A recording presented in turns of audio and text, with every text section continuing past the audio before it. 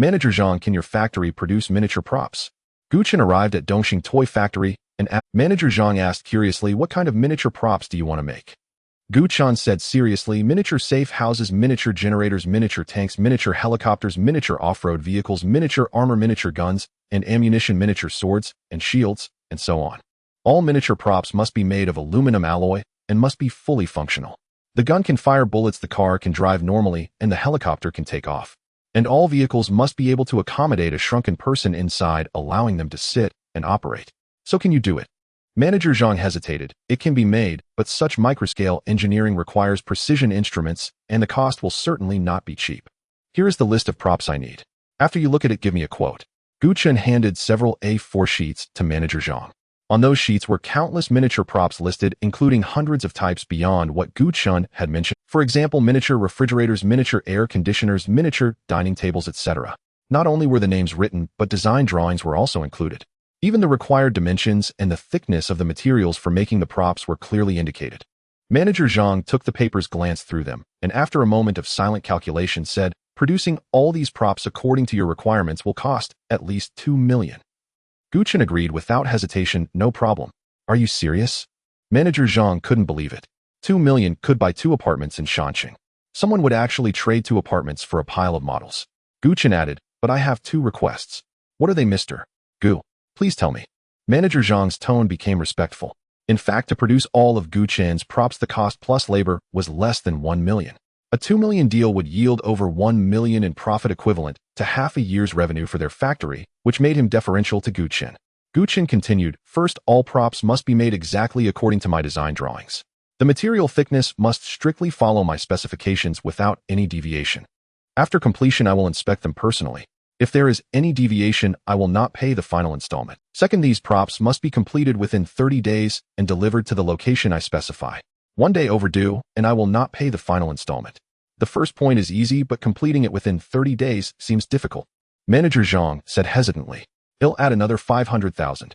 Now tell me, is it still difficult? Gu Chen reached out, spreading 5 fingers. Manager Zhang nodded, no difficulty at all. I will suspend all other factory operations and have all employees work overtime to produce for you. They'll pay you a deposit of 500,000 first, and the balance will be paid in full after completion. Gu Chen said generously, all right, please come into the office and sit for a while. They'll have someone draft the contract. Manager Zhang led Gu Chen to the office and seated him, then went to instruct his secretary to prepare the contract. After instructing the secretary, he returned to the office and brewed a cup of tea for Gu Chen. The two sat drinking tea and making small talk. Manager Zhang probed, Mr. Gu, if I may ask, what exactly are you going to do with these miniature props? I plan to open an exhibition hall. Gu Chen didn't intend to reveal too much, so he gave a reasonable excuse. In fact, the reason he was making these miniature props was to prepare for the apocalypse 1 month later. 1 month later, on December 31st, 2025, the world will undergo a drastic upheaval. All of humanity will shrink to the size of a palm. Civilization falls, technology vanishes, social order collapses, nations cease to exist. Humans, once at the top of the food chain, become the lowliest life forms at the bottom. Insects became humanity's greatest threat. Birds became undefeatable enemies. Mammals became like dinosaurs. The leviathans in the deep sea became too horrifying for tiny humans to behold.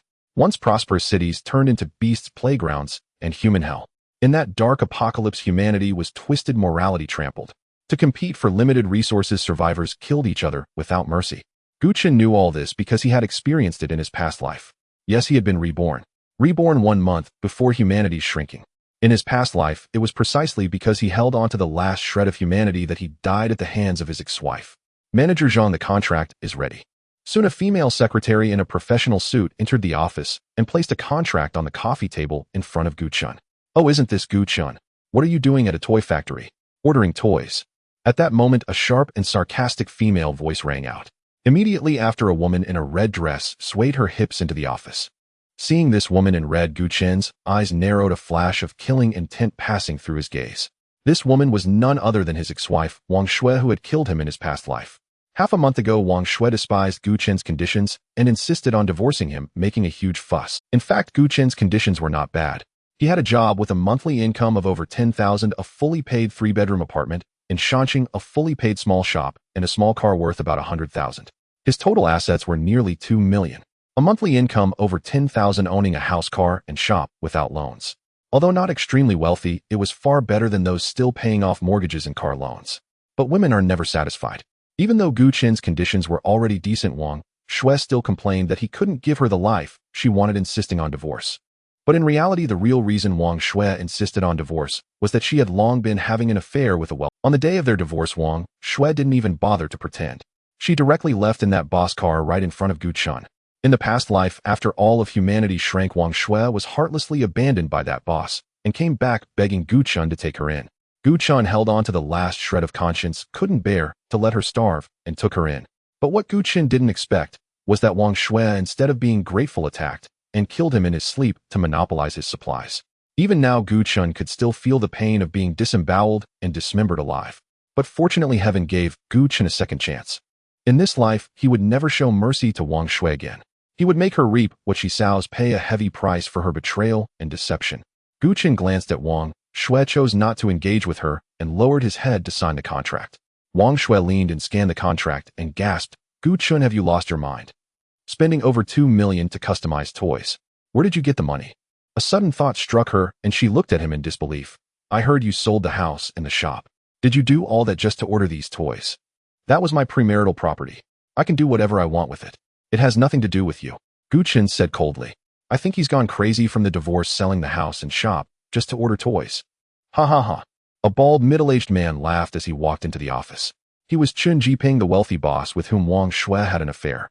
Chen Jiping owned a plastic processing factory and was a supplier to Dongxing Toy Factory. He came to Dongxing Toy Factory to discuss business with manager Zhang. Wang Shui immediately hooked her arm through Chen Jiping, saying, "Good thing I divorced in time, otherwise who knows where I'd be living now." Gu Chen ignored them and turned to manager Zhang, saying, "I have one more request." "Please go ahead, Mr. Gu," replied manager Zhang. Gu Chen glanced at Chen Jiping and said coldly, "From today on, sever all cooperation with him. Do not use any materials supplied by him." "All right, I agree," manager Zhang answered without hesitation. For Dongxing Toy Factory, Chen Jiping was merely a dispensable supplier. Gu Chen, on the other hand, was a major client whose orders accounted for half the year's profits. Manager Zhang knew which side his bread was buttered. He said to Chen Jiping, "Mr. Chen, you've offended our most important customer. From today on, we are canceling all cooperation." "Manager Zhang, please reconsider," Chen Jiping said with an ingratiating smile. Dongxing Toy Factory was his main sales channel. Without their orders, his factory would go bankrupt within a few months. "Mr. Chen, the decision rests with the client," manager Zhang said, looking at Gu Chen. Chen Jiping had no choice but to approach Gu Chen, speaking in a pleading tone. "Brother, I was a bit loud just now. Don't take it to heart. We have no deep hatred. Don't make things difficult for me." Gu Chen ignored him and directly swiped his card on the POS machine, transferring the 500 deposit to manager Zhang. Chen Jiping nudged Wang Shui, "Say something nice." Wang Shui reluctantly said, "Gu Chen, for the sake of what we once had, don't make things hard for brother Chen." Gu Chen still ignored them and said to manager Zhang, "If there's nothing else, I'll be going." "Of course, Mr. Gu. Take care," replied manager Zhang. Manager Zhang saw Gu Chen out the office, leaving Wang Shui and Chen Jiping standing there. Wang Shui stamped her foot in anger. "This Gu Chen, who does he think he is?" Chen Jiping growled, "Cutting off my livelihood is like killing my parents. Just you wait, Gu." Furious, Wang Shui opened WeChat and vented in the university alumni group. "Classmates, I saw Gu Chen at the toy factory today. Guess what he did?" Wang Shui and Gu Chen were university classmates, and most group members were also his classmates. Gu Chen was also in the group, but being unsociable, he had set it to do not disturb mode and rarely checked messages, let alone chatted with classmates. "Did what?" asked Wang Shui's best friend Zhou Qian. Zhou Qian was a woman with twisted values, especially materialistic. She was lazy, didn't work hard, and only dreamed of marrying a rich man. She often fed Wang Shui distorted beliefs. Every time Wang Shui fought with Gu Chen, Zhou Qian would fan the flames. She was even the one who introduced Chen Jiping to Wang Shui. Wang Shui said he sold his house and shop and used over 2 million to buy toys. "What? Has Gu Chen gone mad? Why would he buy toys?" Zhou Qian exclaimed. "I see. So that's why he quit his job today. He's planning to open a toy store," said a male classmate named Lu Huaqiang. He was the class bully and poor student in Gu Chen's class. Back in school, he relied on his fighting skills and connections with gangsters to terrorize everyone, and no one dared cross him. After graduation, he worked at the same company as Gu Chen and lived in the same housing complex. Though they weren't close, he often flirted with Wang Shui. Lu Huaqiang continued, "Toy stores are a sunset industry now. Many have closed down. Quitting his job to open one, that's brain damage." Zhou Qian agreed, "Exactly. He's such an idiot." Xiao Shui, thank goodness you divorced early, otherwise you'd be on the streets with him. Xiao Shui, is he doing this because he's still shaken from the divorce? You should try to talk some sense into him. After all, you were husband and wife once, said a classmate named Xia Zihan. Zhou Qian retorted, why bother? He's just a selfish man. Xiao Shui was his wife. Rather than sharing a cent with her in the divorce, he'd rather burn through all their assets. Marrying a man like that is pure bad luck. After saying that she still wasn't satisfied, and Gu Chun in the group, you heartless man, how could you treat Xiao Shui like this? After a while, Gu Chun replied to Zhou Qian, none of your business. Who do you think you are? Get lost. Then he left the group. Seeing Gu Chen's reply, Zhou Qian was furious. She tried to him again, but found he had left the group. She then tried to add him as a friend, but was rejected multiple times. In the end, she could only vent by throwing things in her own home. Meanwhile, Gu Chun had returned to Xiuhu community and was packing his belongings, preparing to move everything out. Earlier that morning, he had sold this apartment for 1.2 million yuan. After all, humans shrunk houses would be worthless, so it was better to cash out now for useful things. Soon Gu Chun finished packing and left with 2 suitcases. 15 minutes later, he arrived at an apartment opposite Xiuhu community, renting a single room for 1 month. Afterward, Gu Chun went to the bank to apply for several credit cards, planning to use the credit limits to buy food. After all, when the apocalypse came, debts wouldn't need to be repaid. No sooner had Gu Chun tossed the credit cards onto the table than the doorbell rang. He opened the door to find a beautiful girl standing outside. The girl wore a simple long dress with long black hair and a pure youthful face free of any makeup. This plain natural girl was none other than Gu Chen's classmate Xia Zihan. Zihan, how did you know I was here? Gu Chun was stunned. Xia Zihan was Gu Chen's closest female friend, a soulmate with whom he could share anything. They had not only been classmates, but also both members of the student council, handling many matters together and knowing each other well. They shared similar interests and experiences, both lost their parents at a young age, both had no relatives, and both worked their way through school. In truth, Gu Chun had initially liked Xia Zihan, and he knew she reciprocated his feelings. But Wang Shui had been too aggressive and enthusiastic, using PUA tactics to manipulate his emotions. As an inexperienced rookie in love, he fell without knowing it, muddle-headedly got together with Wang Shui and regrettably missed out on Xia Zihan. And in his previous life, when Wang Shui ambushed him and he lay dying, it was Xia Zihan who risked her life. Though she ultimately failed to save him, Gu Chun had engraved that debt of gratitude in his heart. Xia Zihan replied, I heard you moved here, so I came to find you. Why not welcome? Gu Chun warmly welcomed her. Of course, please come in and sit.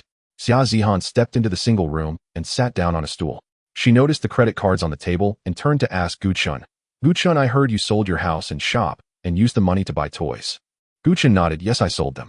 But what I bought weren't toys, they were useful things. Xia Zihan asked again, Gu Chun, are you in trouble? No, I'm not. Gu Chun shook his head. Xia Zihan continued, I know you must be in trouble. Otherwise, why would you sell your house and shop and apply for so many credit cards? As she spoke, she pulled out a bank card and forced it into Gu Chun's hand. This is the 200 I've saved.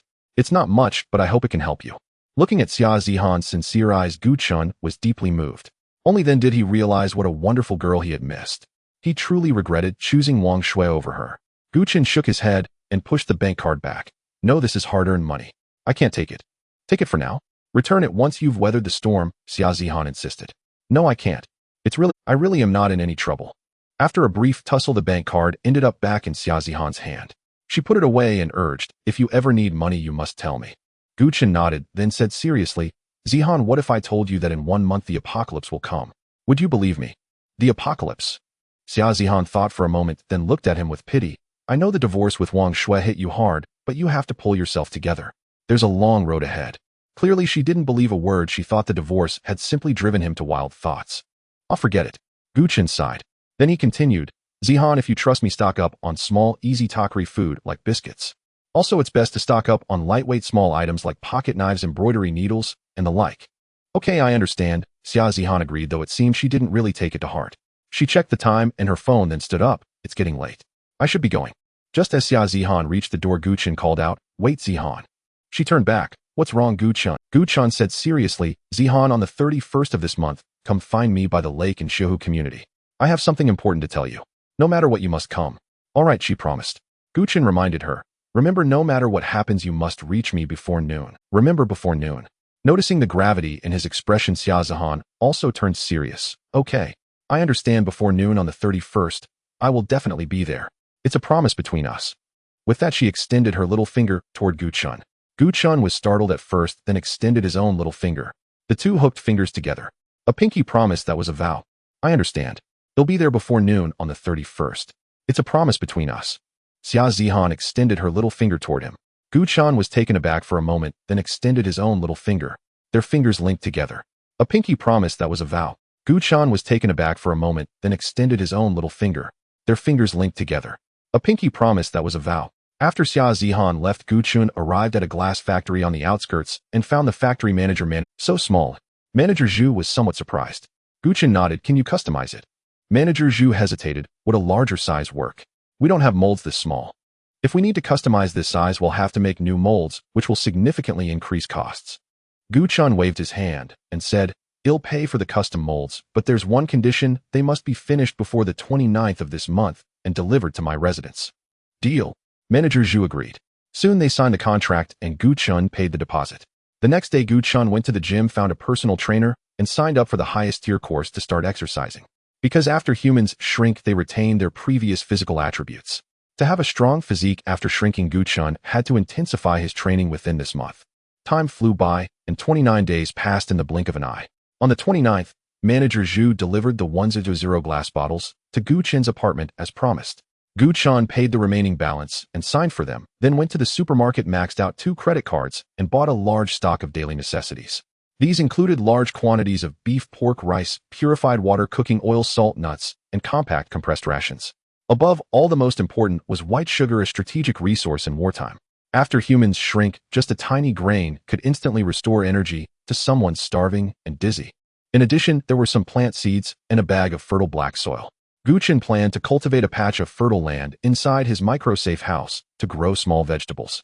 For instance, bell peppers, potatoes, onions, cherry tomatoes, and the like. Medical supplies were also indispensable, but there was no need to stockpile too much. Because after humans shrink, medicine dosages would also decrease. A single cold pill could be split into 100 doses. The same principle applied to disinfectant alcohol. Of course, one must enjoy life even in the apocalypse. So Gu Chen also bought some red wine and beer. To temporarily preserve the food, he purchased 2 large freezers. With so many supplies, Gu Chen had to call a moving service to help transport them. When the moving truck arrived at the apartment building, a neighbor who knew Gu Chen happened to pass by. Seeing Gu Chen buying so many supplies, they began to gossip. What's gotten into Gu Chen? First he sold his house and shop to buy toys, and now he's buying all this stuff at once. Has he gone crazy? Buying so much meat, can he eat it all alone? Probably stressed from the divorce. I heard he was even diagnosed with a mental illness. So he's mentally unstable. No wonder he keeps doing absurd things. Upon hearing that Gu Chen was diagnosed with a mental illness, the neighbors dared not linger and quickly dispersed after exchanging greetings. Back in his rented apartment, Gu Chen cut all the meat into small pieces, each the size of a fingernail. After humans shrink, a piece of meat the size of a fingernail would suffice for 2 people for a day. Once all the meat was cut, Gu Chen sealed it in vacuum bags and stored it all in the freezers. Then Gu Chen poured the red wine, beer, purified water, and cooking oil into the custom glass bottles he had. These bottles were only 5 centimeters tall, which after humans shrink would equal half a meter, equivalent to a movable wine jar. After finishing everything, it was already noon on the 30th. Exhausted, Gu Chen fell asleep as soon as he hit the pillow and woke up on the morning of the 31st. After breakfast, he called Xia Zihan. No matter how many times Gu Chen called, Xia Zihan never answered. Could something have happened? Worried, Gu Chen took a taxi to Xia Zihan's residence. Gu Chen knocked for a long time, but Xia Zihan didn't open the door. A neighbor next door told him that Xia Zihan had gone out last night and hadn't returned yet. Where could she be? Gu Chen called her several more times, but still no answer. He then sent her many messages, but she didn't reply a single word. Could something have happened? Gu Chen began to worry. He knew Xia Zihan well. She wouldn't stay out all night or ignore calls without reason. Something must have happened to her. At that moment, Gu Chen desperately wanted to find Xia Zihan. But in such a vast city, where could he even begin to look? Just as Gu Chen was at a loss, the Dongxing toy factory called. Mr. Gu, the miniature props you ordered a month ago are all finished. I'll arrange delivery immediately. Gu Chen said, deliver them to Xiaohu community before 11 o'clock. With that, he hung up. He checked the time. It was now 9 a.m. At this point, he could no longer afford to worry about Xia Zihan. With only 3 hours left until all of humanity shrank, he had to make final preparations. Soon, Gu Chen hired 2 people to move all the living supplies from his rented apartment to the lakeside of Xiaohu. Xiaohu community was the best neighborhood in the mountain city, fully equipped with facilities and featuring an ornamental lake. Though the lake wasn't large, its water quality was relatively clean. Moreover, after humans shrink, the environment would improve and the lake water would grow clearer, making it perfectly usable as daily water. For this reason, Chen chose to install his microsafe house by the lake in Xiaohu community. Just as he unloaded the supplies by the lake, the delivery driver from Dongxing Toy Factory arrived. Chen had the driver place the miniature props in the designated spots, carefully inspected them, and paid the remaining balance after confirming everything was fine. Then Chen moved all the miniature props and the supplies he had prepared the previous day into the microsafe. During this process, several community residents passed by, including some neighbors who recognized Chen. "Chen, I heard you quit your job and sold your house and shop just for this pile of junk toys," said a dark-skinned man in a leather jacket. He was Liu Huaqiang, the former class bully and academic slacker from Chen's college days. "Did I hear that right, Chen? You sold your house and shop to buy this pile of scrap metal toys?" A middle-aged woman stepped forward and asked. She was none other than Aunt Lee, the neighborhood committee director. Ordinarily, she flaunted her minor authority in the community, acting like a big leader and often bossing others around under the guise of serving everyone. Moreover, she had a mischievous grandson who loved to stir up trouble everywhere. No matter how outrageous her grandson's actions were, she would defend him without any scruples. No matter how others reasoned with her, she would only brush them off with the excuse, "He's just a child." The neighbors were all exasperated by her grandson, but dared not speak out due to her position as the committee director. Liu Huaqiang confirmed, "It's true. His ex-wife saw him sign the contract at the toy factory. What a fool. Selling his house and shop to buy this bunch of junk toys. This pile of toys isn't worth 2 million. Even if he's opening a toy store, he doesn't need to stock up this much. What if they don't sell? He'll lose everything." The other neighbors also pointed fingers. Aunt Lee tried to cozy up. "Chen, running a toy store isn't easy these days. Since you've bought so many toys and probably can't sell them all, how about giving some to my grandson?" With that, she reached out to grab the mini off-road vehicle. Chen immediately slapped her hand away and said coldly, without ceremony, "Who do you think you are? Do I know you? You child, we're all neighbors here. Why are you so stingy?" Aunt Lee scolded. "Is your family so poor you can't afford toys yourselves? Do you have to beg from others?" Chen retorted without holding back. After all, the apocalypse was imminent. Why would he fear offending anyone? "How dare you speak to your elders like that?" Aunt Lee trembled with rage, putting on an air of seniority. "Chen, instead of wasting all that money on these toys, you should donate to impoverished children in the mountains." A plain-looking girl stepped forward. This girl, named Zhou Xinlian, was the epitome of a hypocritical saint. She always preached morality, but never did anything to help others, only standing on a moral high ground to guilt-trip people. Zhou Xinlian walked up to Chen and said, "Don't you know there are still many children in the mountains too poor to even have enough to eat? Wasting your money like this. Have you no conscience?" Chen retorted bluntly, "If the mountain children can't afford food, why don't you donate some money? You?" Zhou Xinlian was left speechless. Just then, a fashionably dressed middle-aged woman in a mink coat walked over from outside the neighborhood. This woman was none other than Zhao Yakin, Wang Shue's mother. Zhao Yakin approached Chen, pointed at his nose and cursed, "Chen, you ungrateful bastard. My daughter married you for 2 years, slaved away for you for 2 whole years, and served you hand and foot. Yet you'd rather squander all your assets on this useless scrap metal than give her a share in the divorce. How can you face my daughter?" Zhao Yakin was an extremely harsh and spiteful woman. She always found fault with Chen, bossing him around, and even hitting and cursing him at will. Before, out of respect for her being Wang Shue's mother, Chen didn't bother with her. But now that he and Wang Shue were divorced and the apocalypse was near, who would indulge her like before? Chen retorted without mercy, "First, in the 2 years your daughter was married to me, she never cooked a single meal, never did a single chore, and never earned a single cent. She lived a life of ease, being waited on hand and foot.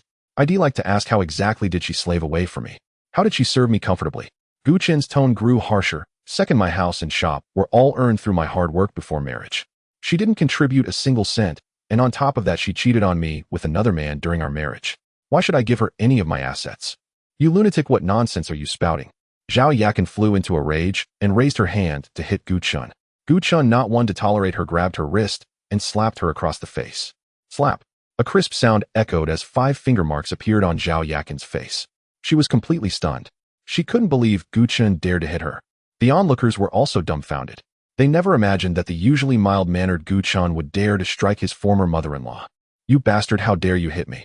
Zhao Yakin completely lost it and lunged at him, claws bared. Chen showed no mercy and gave her another hard slap, knocking her to the ground. "You're right, I've just been diagnosed with a mental illness, the kind where killing doesn't count as a crime. So you'd better not mess with me. Curse me again, and he'll send you to hell." Chen glared at Zhao Yakin, a fierce, killing intent flashing in his eyes. He wasn't joking. If she kept making trouble, he would really kill her. After all, the apocalypse was about to strike. Even if he killed her now, the police might not arrive before the end. So he had nothing to fear. Perhaps intimidated by Gu Chen's gaze, Zhao Yakin dared not persist and could only grit her teeth and leave. The others also dared not say anything more, simply assuming Gu Chen was truly insane and hurriedly turned to leave. Thus, Gu Chen was finally able to continue with his own affairs. After preparing everything, it was already 1150 a.m. There were only 10 minutes left until the global human shrinkage. Yet Xia Zihan was still nowhere to be seen. Gu Chen called her several times, but she still didn't answer. It seems she can't make it. It's too late to find her now. They'll have to wait until after the shrinkage and fly a mini helicopter to look for her. With that, Gu Chen put down his phone, lay at the entrance of the micro safe house, and counted down the seconds. 57, 58, 59, 60. When Gu Chen counted to the last second, a mysterious binary code suddenly appeared in the sky, and everything in the world became pixelated, creating an intense sense of unreality. The anomaly lasted only half a second. After half a second, it vanished. The world returned to its original appearance. But everything before Gu Chen's eyes had become immensely huge. The lawn, which once couldn't cover his soles, had turned into a vast grassland that submerged his knees. Trees that were a few meters tall had become towering giants dozens of meters high. In the distance, skyscrapers pierced the clouds like colossal peaks, creating an awe-inspiring sight. Gu Chen looked down and found himself completely naked. His once well-fitted shirt and pants now lay flat on the ground like huge cloth drapes. His 2 pairs of leather shoes had become as massive as bumper cars. Clearly, Gu Chen had shrunk.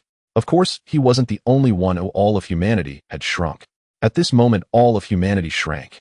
The era of the apocalypse had officially begun.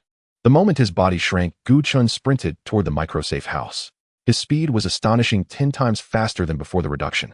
This was because biological strength depends on the cross-sectional area of muscles. When a human shrinks tenfold, the muscle cross-section reduces 100-fold, but volume and mass decrease 1,000-fold. With a 100-fold reduction in muscle cross-section supporting a 1,000-fold reduction in mass, speed naturally increased tenfold. In the blink of an eye, Gu Chen dashed into the safe house and locked the metal door behind him. Though the micro-safe house was only the size of a tent to the shrunken Gu Chen, it felt like a vast metal fortress. The safe house had 5 floors, each sealed by a thick metal door requiring a special code to open. This design ensured that if one floor was breached, the others remained secure. Gu Chen passed through the first floor, the lowest level, primarily for defense and equipment storage. It housed multiple metal doors, various traps, and an array of miniature tools. These included a microgenerator, micropump, microfilter, microfroad vehicle, and microtank. Without pausing, Gu Chen proceeded to the second floor. The second floor was the combat command center. It stored a large cache of weapons, ammunition, and armor. At the room's center sat a palm-top laptop, its screen displaying surveillance footage from inside and outside the safe house. Since factories couldn't produce micro versions of high-tech products like computers and phones, Gu Chen had to buy the smallest palm-top laptop available. Yet even the smallest palm-top laptop had a 6-inch screen, which to Gu Chen's current size resembled a massive 60-inch LCD television. After donning a suit of metal armor, Gu Chen picked up a rifle and a bag of ammunition. Since the rifle and its bullets were proportionally scaled down, the bullet's caliber shrank to just 1 millimeter, making it impossible to fill with gunpowder. Thus, a spring mechanism provided the kinetic energy to fire the bullets. Though the kinetic energy came from a mere spring, the specially treated bullet heads were sharper than normal rounds, capable of inflicting fatal wounds at close range. After equipping the rifle and ammunition, Gu Chen strapped the Tang saber to his waist and headed directly to the 3rd floor. With his increased relative strength after shrinking, the gear felt light and effortless to carry. The 3rd floor was the living area. Gu Chen's bedroom, living room, dining room, kitchen, bathroom, and gym were all located here. The 4th floor was the food storage area. A massive cold storage unit held all the food and beverages Gu Chen had prepared in advance. Passing through the 3rd and 4th floors, Gu Chen arrived at the 5th floor. This was the greenery zone filled with lush plants and flowers, along with a patch of uncultivated land. Additionally, at the center of the 5th floor, a micro-helicopter was parked. Half a meter long, it had seemed like a large model toy to Gu Chen before his shrinkage. But to his current self, it was no different from a real helicopter. Gu Chen climbed aboard, settled into the cockpit, and started the engine. The helicopter's rotors spun rapidly, emitting a deep, powerful roar. Gu Chen used the remote control to open the safe house's skylight. The helicopter ascended slowly, flying out of the safe house. Gu Chen again used the remote to close the sky. The helicopter circled once in the air before heading toward the Xiuhu residential area. Through the cockpit window, Gu Chen saw a brand new world. The once familiar city streets now resembled vast canyons. The cars moving along the roads were like mobile castles. The trees lining the streets had become 100-meter turtle giants. The towering skyscrapers loomed like mountains piercing the clouds, evoking an indescribable awe. Yet this once thriving city had now descended into utter chaos. The streets were in disarray and the orderly traffic had completely collapsed. Cars like rampaging beasts hurtled recklessly down the roads, losing all sense of direction. Some crashed into buildings, shattering into pieces with debris scattered everywhere. Others collided with each other, crushed and twisted beyond recognition. The shrunken humans trapped inside screamed in terror and despair, struggling to crawl out through broken windows. But their bodies were too small, and the height of the windows made escape impossible. The plight of pedestrians on the streets was no better. Before they could recover from the shock of shrinking, they were swept up by various dangers, forced to flee continuous. Directly ahead of Chen, a runaway car smashed through the guardrail and tore onto the sidewalk, crushing several pedestrians into flat pancakes. On the other side of the street, a group of shrunken, naked humans ran in panic. Their faces were etched with fear and despair, because behind them a black pet cat was relentlessly chasing them. To humans now, the once gentle pets had become dinosaurs-like beasts. This black cat was not large among its kind, but to human eyes it now stood 3 to 4 meters tall and stretched 7 to 8 meters in length. The cat's speed was too great, it easily caught up with the fleeing people. With a sudden pounce, the cat killed an adult as effortlessly as snapping a mouse's neck, then carried the corpse in its mouth and chased after the next victim. Chen's helicopter flew over the cat and into a park where the situation was equally dire. A massive swarm of black ants was attacking a group of people. These once insignificant ants now appeared as large as rats to human eyes. They crawled densely over the victims, using their sharp mandibles to tear at their skin. Each bite ripped away a chunk of flesh. One woman, bitten on the leg, knelt and begged her companions for help, but her companions were equally overwhelmed. Finally, in despair, she was engulfed by the surging ants. The others fought desperately, using branches and stones to fend off the insects. But the ants were too numerous to resist. Soon the entire group was overwhelmed, swallowed by the ant tide, and died in agonizing struggle. Suddenly, a giant swallow flew past the helicopter, diving straight toward a man in the park. The swallow's wings spanned 3 meters wide. It swooped down at incredible speed and snatched the man with its sharp talons. The man screamed in terror, trying to break free from the swallow's grip. But the bird's strength was immense, and no matter how he struggled, he couldn't escape. The swallow flew off with him, his cries fading into the distance. In that moment, the once bustling city had become a beast's paradise and a human hell. Humans, once at the top of the food chain, had now become prey for various animals. Besieged by ants, hunted by birds, turned into fodder for cats and dogs. Chen stood like an outsider, coldly observing everything as a bystander, without the slightest intention to intervene and save anyone. He was no saint, caring not for the lives of others, only for his own safety. The fate of these people was predetermined by heaven. Oh, what did it have to do with him? After all of humanity had shrunk, countless people were dying every moment in every corner of the world. Even if he saved 1 or 2, what difference would it make? Moreover, he had no time to meddle in such trivial matters, for he must find Xia Zihan as soon as possible.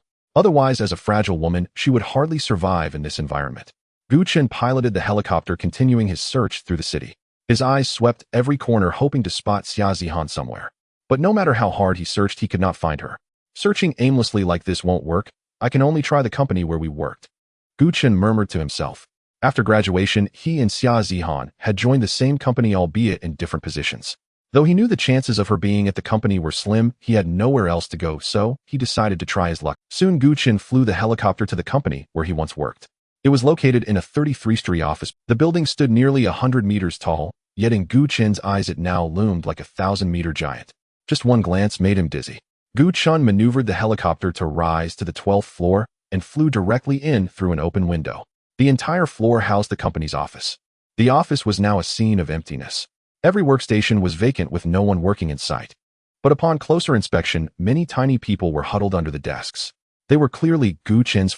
At that moment, they were wrapped in tissues, gathered together, conversing. When Chen's helicopter flew in, they all turned to look. Hope gleamed in their eyes, as if they had spotted a lifeline. A helicopter. It must be rescuers sent by the authorities. Great. They finally sent someone to save us. I knew they wouldn't abandon us. We're over here. Come rescue us. In an instant, everyone waved at the helicopter.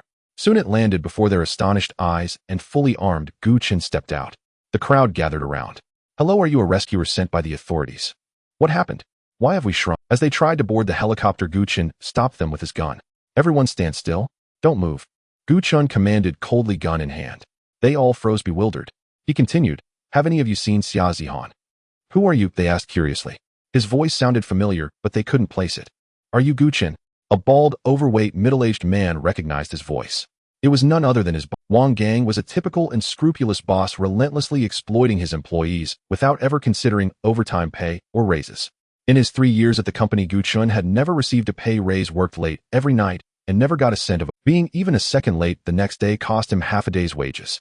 Even without tardiness, Wang Gang would find excuses to deduct from his meager salary. Even a month after Gu Chen resigned, Wang Gang still hadn't paid his final month's wages. With his identity exposed, Gu Chen stopped hiding and removed his helmet. Gu Chen, it's really you. Everyone stared in shock. They couldn't believe their former colleague had appeared like this. Gu Chen, how did you get a helicopter? Are you here to rescue us? Do you know what's happening? What's going on? They all bombarded him with questions. Answer my question first. Has anyone seen Xia? Gu Chen cut them off sternly. Wang Gang said she took sick leave a few days ago and hasn't been in since. Everyone nodded in agreement. Learning she wasn't there, Gu Chen wasted no time, put on his helmet, and turned to board the helicopter. Just then Wang Gang and the others followed. Standing on the helicopter, Gu Chen aimed his gun at them. Stop! Who said you could come up? They halted, stunned. Aren't you here to rescue us? Wang Gang asked, confused. Sorry, I'm not, Gu Chen replied, about to close the door. But Wang Gang grabbed it, refusing to let go. Can't you see we've shrunk? It's dangerous here. You must take us to safety. I have no obligation to do that. Let go, Gu Chen said coldly. Wang Gang insisted, no. You must take us. If you don't, you're not leaving either. After Wang Gang spoke, the others chimed in. Some accusing Gu Chen, some morally blackmailing him, and others pleading desperately. Gu Chen, this is wrong of you. The helicopter can carry many, but you refuse to take us. How can you be so heartless? Are you even human? Gu Chen, we were colleagues. How can you abandon us? I beg you, Gu Chen, take us away. There's a giant rat here as big as us. It's terrifying. If we stay, it'll eat us. Gu Chen will give you anything if you take me away. Hearing this, Gu Chen merely said, oh, and cocked the gun. Wang Gang, oblivious to the danger, still commanded arrogantly, Gu Chen, I order you to take us away right now. Don't forget, I still owe you 2 months' wages. If you don't take me, you'll never see that money. Enjoy those 2 months' wages in the afterlife. Gu Chen raised his gun and shot Wang Gang. Click. The bullet ejected with a spring-like sound, blasting at close range into Wang Gang's head, directly penetrating his skull and leaving a bloody hole on his forehead. At that moment, the entire scene fell into a dead silence. Everyone stared in horror, their eyes wide and fixed on the fallen Wang Gang, their gazes filled with disbelief. They could hardly believe that their kind colleague Gu Chen would kill someone with a single shot without a word. After 2 full seconds of shock, everyone snapped back to reality, letting out terrified screams as they stumbled backward. At that moment, their eyes upon Gu Chen were filled with unprecedented terror, as if they were looking at a demon. Gu Chen, however, slammed the door shut, and amid the horrified gazes of the crowd, piloted the helicopter away. Gu Chen flew the micro-helicopter like an agile bird, weaving through the chaotic city sky. The micro-helicopter soared over towering buildings and landed above a uniquely designed structure. This building was precisely the city library, Xia Zihan's favorite haunt in her spare time. Xia Zihan's greatest hobby was reading. She would spend entire days at the library, so Gu Chen decided to look for her there. Gu Chen immediately maneuvered the micro-helicopter through an open window into the library, descending among rows of massive bookshelves. Once the helicopter touched down steadily on the ground, Gu Chen jumped out of the cockpit. He shouldered his rifle, his gaze alertly scanning the surroundings. The library was in complete disarray, with countless books scattered across the floor, yet not a single soul was visible. The ceiling lights flickered on and off, casting an ominous atmosphere. A sense of unease crept into Gu Chen's heart. He cautiously advanced inward. The crisp sound of his footsteps against the floor echoed eerily in the silent library. After rounding a massive bookshelf, Gu Chen immediately spotted a pool of vivid, striking blood not far ahead. In the corner beyond the blood lay the mutilated corpse of a woman. The gruesome state of the corpse was unbearable to behold. Its abdomen had been viciously torn apart, with entrails and organs strewn about, as if it had suffered an extraordinarily brutal attack. Judging by the condition of the body, it had clearly been attacked by some enormous, immensely powerful animal. At that moment, Gu Chen's heartbeat quickened and a nameless dread surged within him.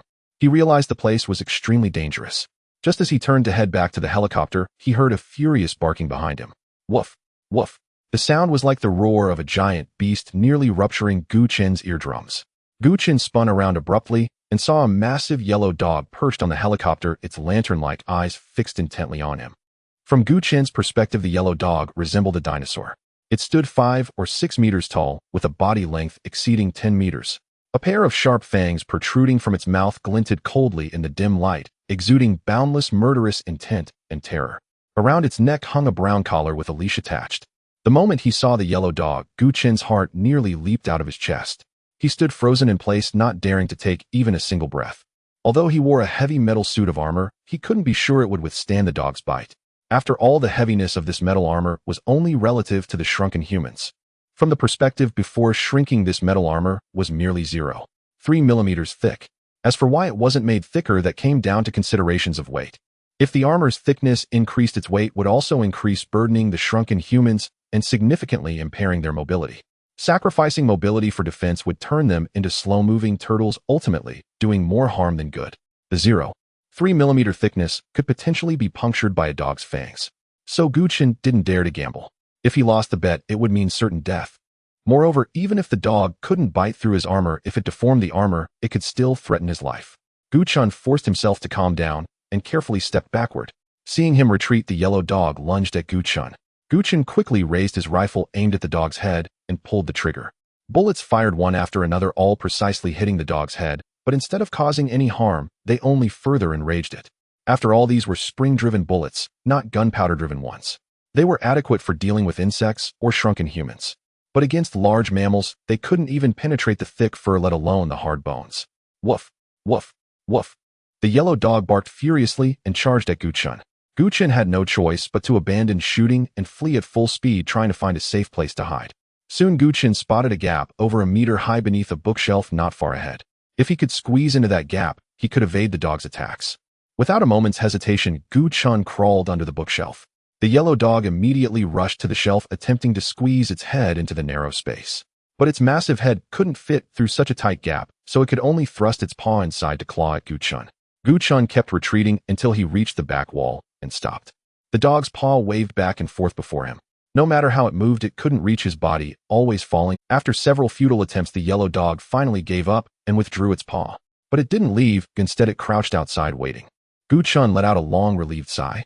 Just then he noticed several figures huddled in the darkness not far away. Although the light under the bookshelf was poor, he could vaguely make out that those people were all naked, their bodies simply wrapped in book pages to cover their private parts. They were all curled up in the corner, shivering. Whether from fear or cold, he couldn't tell. "Who are you?" A girl in a JK uniform said. "We all came here to read."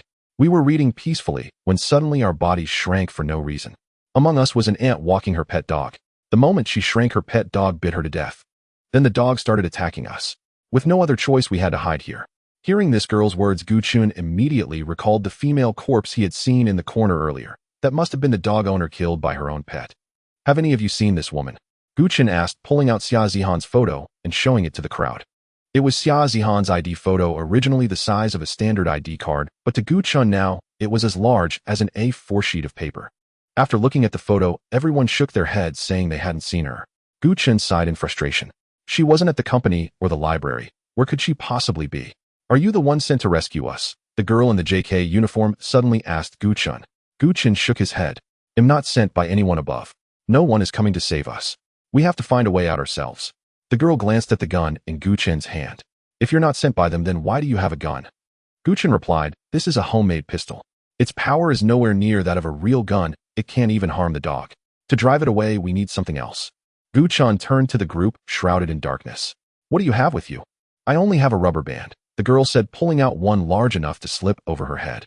"I didn't bring anything, but during the chaos, I grabbed a compass," a boy said, holding up a compass over a meter. "I also grabbed a few pen refills," another boy said, producing several refills, each over a meter long and as thick as a thumb.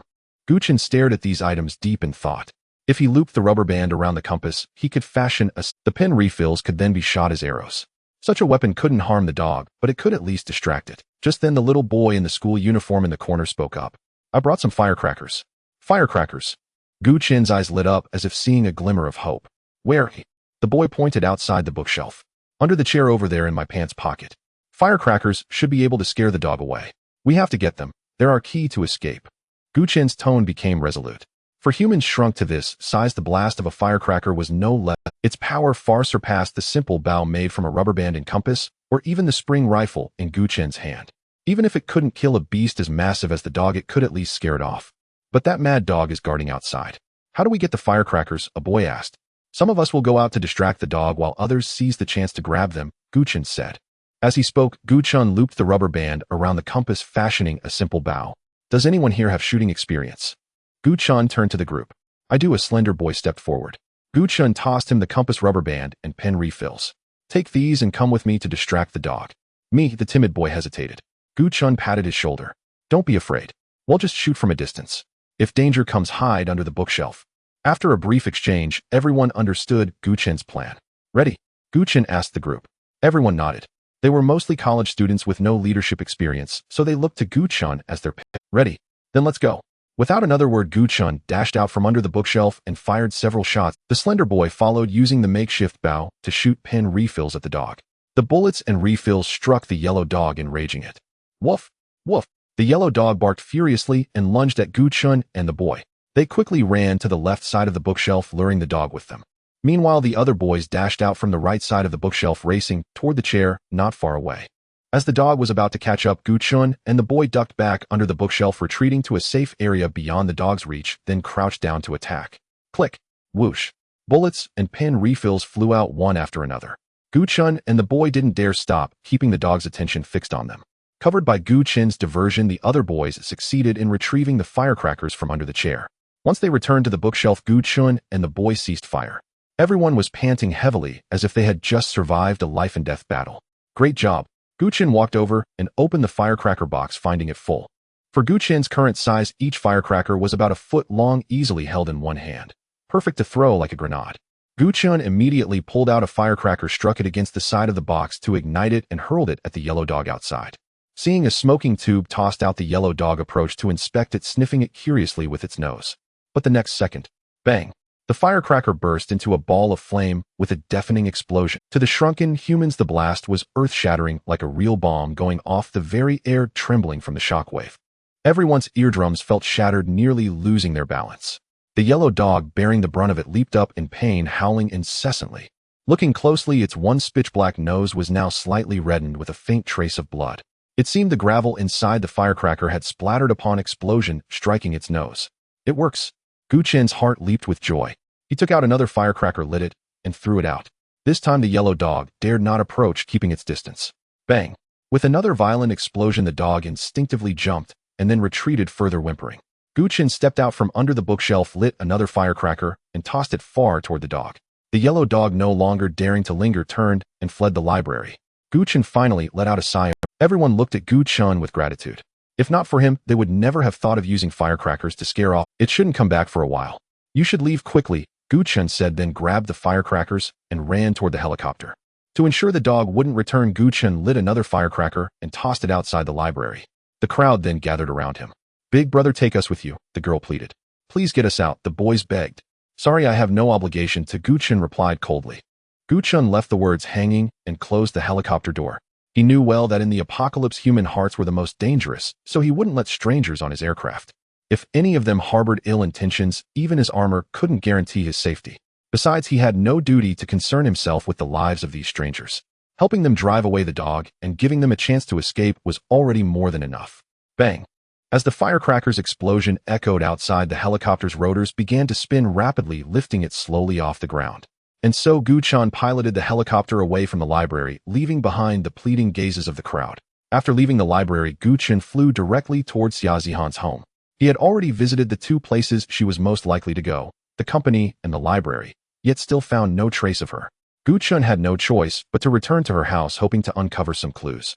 Throughout the journey, he kept his eyes fixed on the ground, afraid of missing even the slightest detail. After the initial chaos, the roads were devoid of moving vehicles. Only countless shattered car wrecks and scattered parts remained strewn across the ground.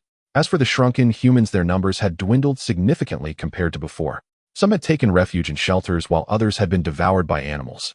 A quarter of an hour later, Gu Chen arrived once more at Xia Zihan's home. Finding the window open, he directly piloted the helicopter through the gap and flew inside. The room was spotless, the floor immaculate, and every item was neatly arranged, exuding a sense of order. It was clear that Xia Zihan was meticulous about tidiness. Gu Chen's eyes swept across the room before settling on the coffee table in the living room. There lay a note inscribed with Xia Zihan's handwriting. Gu Chen promptly maneuvered the helicopter to land steadily on the coffee table, then leaped out, landing directly onto the note. In Gu Chen's current perception, the note was the size of an A4 sheet, equivalent to the size of an ID photo in the pre-shrunken human world. The note bore no Chinese characters, only a string of mysterious numbers: 1231, 112,335, 104, 124,379, 46, 105, 124,379, 178, 110, 124,379, 72, 130, 135,874, 32, 520, 124,379, 69, 911, 124,379, 218, 101, 59,377. Seeing this cryptic sequence, Gu Chen frowned in confusion. He could confirm it was Xia Zihan's handwriting. Based on how dry the ink was, she had left it before going out last night. Why had she left this string of numbers before leaving? What did she intend to imply through these digits? What meaning lay hidden within them? For a moment, a myriad of questions swirled in Gu Chen's mind. He picked up the note and scrutinized the numbers closely. They were densely packed together, making the small slip of paper seem extremely cramped. Why didn't she use a larger piece of paper? Gu Chen wondered aloud. Under normal circumstances, no one would write so many numbers on such a tiny note. It was far too crowded. To accommodate a font size acceptable to most people, one would need at least a sheet of paper the size of a phone screen to fit all these numbers legibly. Yet Xia Zihan had deliberately reduced the font size, even allowing the characters to press tightly together just to fit the numbers on a paper the size of an ID photo. It was as if she had known in advance that humans would shrink, and she purposely chose such a small piece of paper to make it easy for the shrunken to carry her message. Never mind, I'll study it back at the base, Gu Chen said, rolling up the paper and tucking it into his chest. The numbers on this note might be the key to finding Xia Zihan. He had to keep it safe. Soon Gu Chen returned to the helicopter and restarted its engine. As the aircraft flew out of Xia Zihan's window, a massive eagle swooped down from a distance. In Gu Chen's eyes, the eagle's body was 4 to 5 meters long with a wingspan of 6 to 7 meters, like a roaring fighter jet diving straight toward the helicopter. Gu Chen immediately yanked the control stick, attempting to evade the eagle. Though he managed to avoid a direct collision, the rotor blades were struck by the eagle's wing. The helicopter shuddered violently, then began to spin in midair, nearly spiraling out of control. Gu Chen gripped the controls tightly, and after a series of desperate maneuvers finally stabilized the aircraft. But the rotor had become loose, emitting a grating creak. Gu Chen realized the helicopter wouldn't hold out much longer. He had to return immediately. If it suffered another similar impact, the helicopter would likely crash. Without a second thought, Gu Chen abandoned his search for Xia Zihan and turned back toward his safe house. A quarter of an hour later, Gu Chen arrived at Xiuhu residential area. However, as he approached his safe house, he spotted a huge black cat playing on its roof. The cat was pawing at the security camera on the roof, seemingly oblivious to the approaching helicopter. Seeing this, Gu Chen halted his descent and hovered in place. He knew that if he attempted to land now, the cat would certainly attack him. He had to find a way to drive it away before he could safely descend. Gu Chen quickly pulled out a firecracker, struck it against the side of the box to ignite it, and tossed it out the helicopter window. The firecracker landed on the safe house roof, still smoking. The black cat approached, curiously batting at the firecracker with its paw. Bang! The firecracker burst into flames with a deafening explosion. The cat, its fur bristling in fright, leaped 2 meters into the air from the roof. After landing, it fled in panic without looking back. Seems this thing comes in handy, Gu Chen said with satisfaction, glancing at the box of firecrackers beside him. It was a good thing he had grabbed them from the library, otherwise he wouldn't have known how to chase the cat away. Gu Chen promptly piloted the helicopter downward while using the remote to open the safe house's skylight. The helicopter descended through the opening and landed steadily on the 5th floor. After closing the skylight with the remote, Gu Chen jumped out of the helicopter. At that moment, his tense nerves fully relaxed and an unprecedented sense of security washed over him. This security came from the safe house itself. The entire structure was made of 12-meter thick steel plates, which for a shrunken human translated to 2 centimeters of solid steel. Steel of this thickness could withstand any carbon-based creature's attack, even pistol bullets. Thus, in this era of universal human shrinkage, nothing could threaten this safe house. As long as he stayed inside, he was absolutely safe. Gu Chen went to the command center on the 2nd floor and checked the surroundings of the safe house through the surveillance camera feeds on the computer screen. Soon he spotted a pet dog running toward the safe house. The dog lifted its hind leg, urinated on the structure, then lay down nearby, refusing to leave. Clearly, it had marked its territory, claiming this place as its own. Watching the dog through the monitor, Gu Chen frowned and muttered, "The outside world is far too dangerous. I have no idea where to look for Zihan now. I'd better stay inside the safe house and not go out." After leaving the combat command area on the 2nd floor, Gu Chen proceeded to the living quarters on the 3rd floor. The living quarters were a standard open-plan space, complete with a study and a gym. This area housed all the essentials for Gu Chen's daily life. Miniature appliances such as a refrigerator, air conditioner, washing machine, dining table, tea table, sofa, and bed, every piece of microfurniture one could imagine, were all present. Gu Chen entered the living room, shed his metal armor, and changed into a soft robe. He lounged lazily on the sofa. On the wall directly before him hung a rectangular television screen. Of course, this was not a real television, but a smartphone. For the shrunken humans, a smartphone that once fit in the palm of a hand now seemed the size of a liquid crystal display. Gu Chen walked over to the phone and lifted it from the wall. After the human body had shrunk, its strength had actually increased relative to its proportions, allowing Gu Chen to move the phone with ease. This was akin to the increase in speed after shrinking. With a muscle cross-section reduced by a factor of 100 supporting a mass reduced by a factor of 100, the strength naturally increased tenfold. The same held true for everyone else. Thus, the shrunken humans could now, like animals, lift weights far exceeding their own body mass. Gu Chen used the phone's buttons to unlock it and checked WeChat. He sent a message to Xia Zihan. Zihan, reply to me as soon as you see this. The message he sent soon vanished without a trace, yielding no response. Gu Chen sighed helplessly and then opened the owner's group chat for building 1 of Xiaohu residential area. The moment of human shrinkage had occurred during lunchtime. Thus, many people in the neighborhood were at home. Those who had stayed indoors were fortunate enough to survive the sudden calamities caused by the size reduction, living on by sheer luck. And because everyone had the habit of keeping their phones closed, they could still retrieve them even after shrinking. At this very moment, the owner's group for Building 1 was in an uproar. Many were pleading for help in the group. Neighborhood Committee Director Li Xiaoying. Oh my God, how did my grandson and I shrink so suddenly? How are we supposed to survive this? Lu Huaqiang. I am not even as tall as my sofa's leg. Lu Huaqiang. I feel like Gulliver in Gulliver's Travels who stumbled into the land of giants. Zhou Xinlian. Woo, I saw a cockroach. This cockroach is as big as my foot. So scary.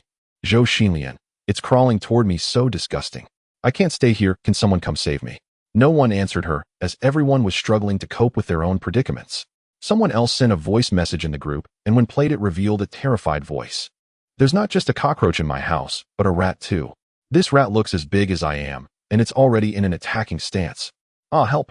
Hearing the subsequent screams, everyone in the group felt a chill run down their spines. Residents on the lower floors were especially terrified. Although Xiaohu residential area was a high-end neighborhood, it was still not immune to rat infestations. In the past, rats were a minor nuisance, at most stealing food from homes. But now humans had suddenly shrunk. Rats that could once be crushed underfoot now appeared to humans as beasts as large as themselves. And most horrifying of all, these rats could crawl into people's homes through various pipes.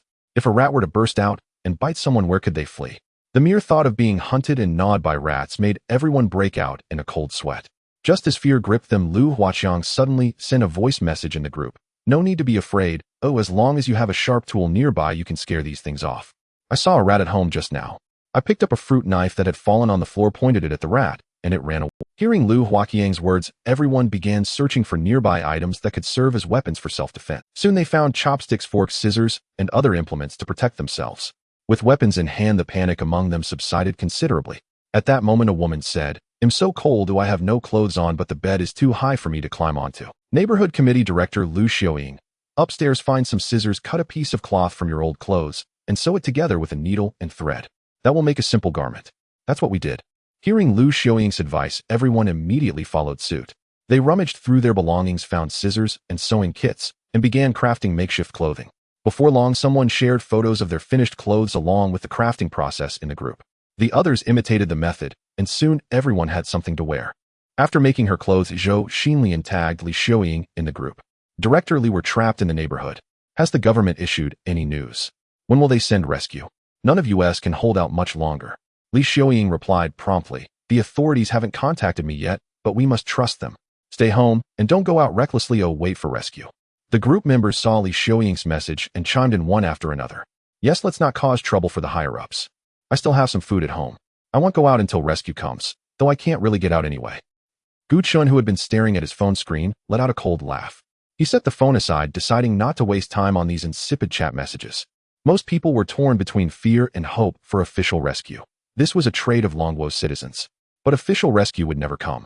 With the entire human race shrunk, the old order had completely collapsed. To survive, people would stop at nothing. Darkness, plunder, and conflict were the eternal themes. This was a true catastrophe for all humanity, an apocalypse sweeping the globe. And December 31st, 2025, would be remembered by survivors as the first day of the apocalyptic era. I must eliminate the threats first. Gu Chen carefully assessed his situation. He couldn't stay holed up in the safe house forever. Whether it was gathering resources, food, or continuing his search for Xia Zihan, he needed to go out. But the neighborhood was full of pet cats and dogs, all potential dangers. To humans in their current state, their lethality was immense. Against them, humans had no means of resistance. Even Gu Chen was wary of them. Before the global shrinkage, he had crafted many miniature weapons, but they were only useful against insects and rats, not large mammals like cats and dogs. He had to eliminate these pet cats and dogs before he could safely venture out. Although after eliminating the pet cats, the rats in the neighborhood would also multiply rapidly compared to rodents, giant creatures like cats and dogs posed a far greater threat to humans. One could only choose the lesser of two evils. As for how to deal with these pet cats and dogs, Gu Chen's gaze fell upon the large batch of medicine he had purchased earlier. Poisoning was the only way to eliminate them. However, the process of poisoning was far too dangerous. Even if Gu Chen could take off in his helicopter, there was still a chance of encountering flying birds or birds of prey. Like the eagle he had encountered at Xia Zihan's place last time. A collision with such a raptor could cause the helicopter to crash. Moreover, upon returning, encountering pet cats and dogs would make landing a huge problem. And the most immediate issue was that a pet dog was currently guarding the area outside. It had marked its territory by urinating near Gu Chen's safe house, and it showed no signs of leaving any. If Gu Chen went out now, he would definitely be attacked. Therefore, he never intended to poison them himself. Instead, he planned to have someone else do it. With this thought, Gu Chen looked back at his phone. In the WeChat group, many people were still flooding the chat. A faint smile curled on Gu Chen's lips. He would let these people in the group poison the animals in his stead. Gu Chen immediately sent a message in the group. Listen up, everyone. The most important thing now isn't keeping warm, but finding food that can be stored for a long time. After shrinking, we can't use our old tools properly. We can't cook rice or raw meat. We can only eat instant foods like bread and crackers. Those of you who have these instant foods at home can hold out for a while. Those who don't will starve to death in just a few. To survive, you must leave your home before your food runs out. Seeing Gu Chen's message, everyone in the group fell into deep thought.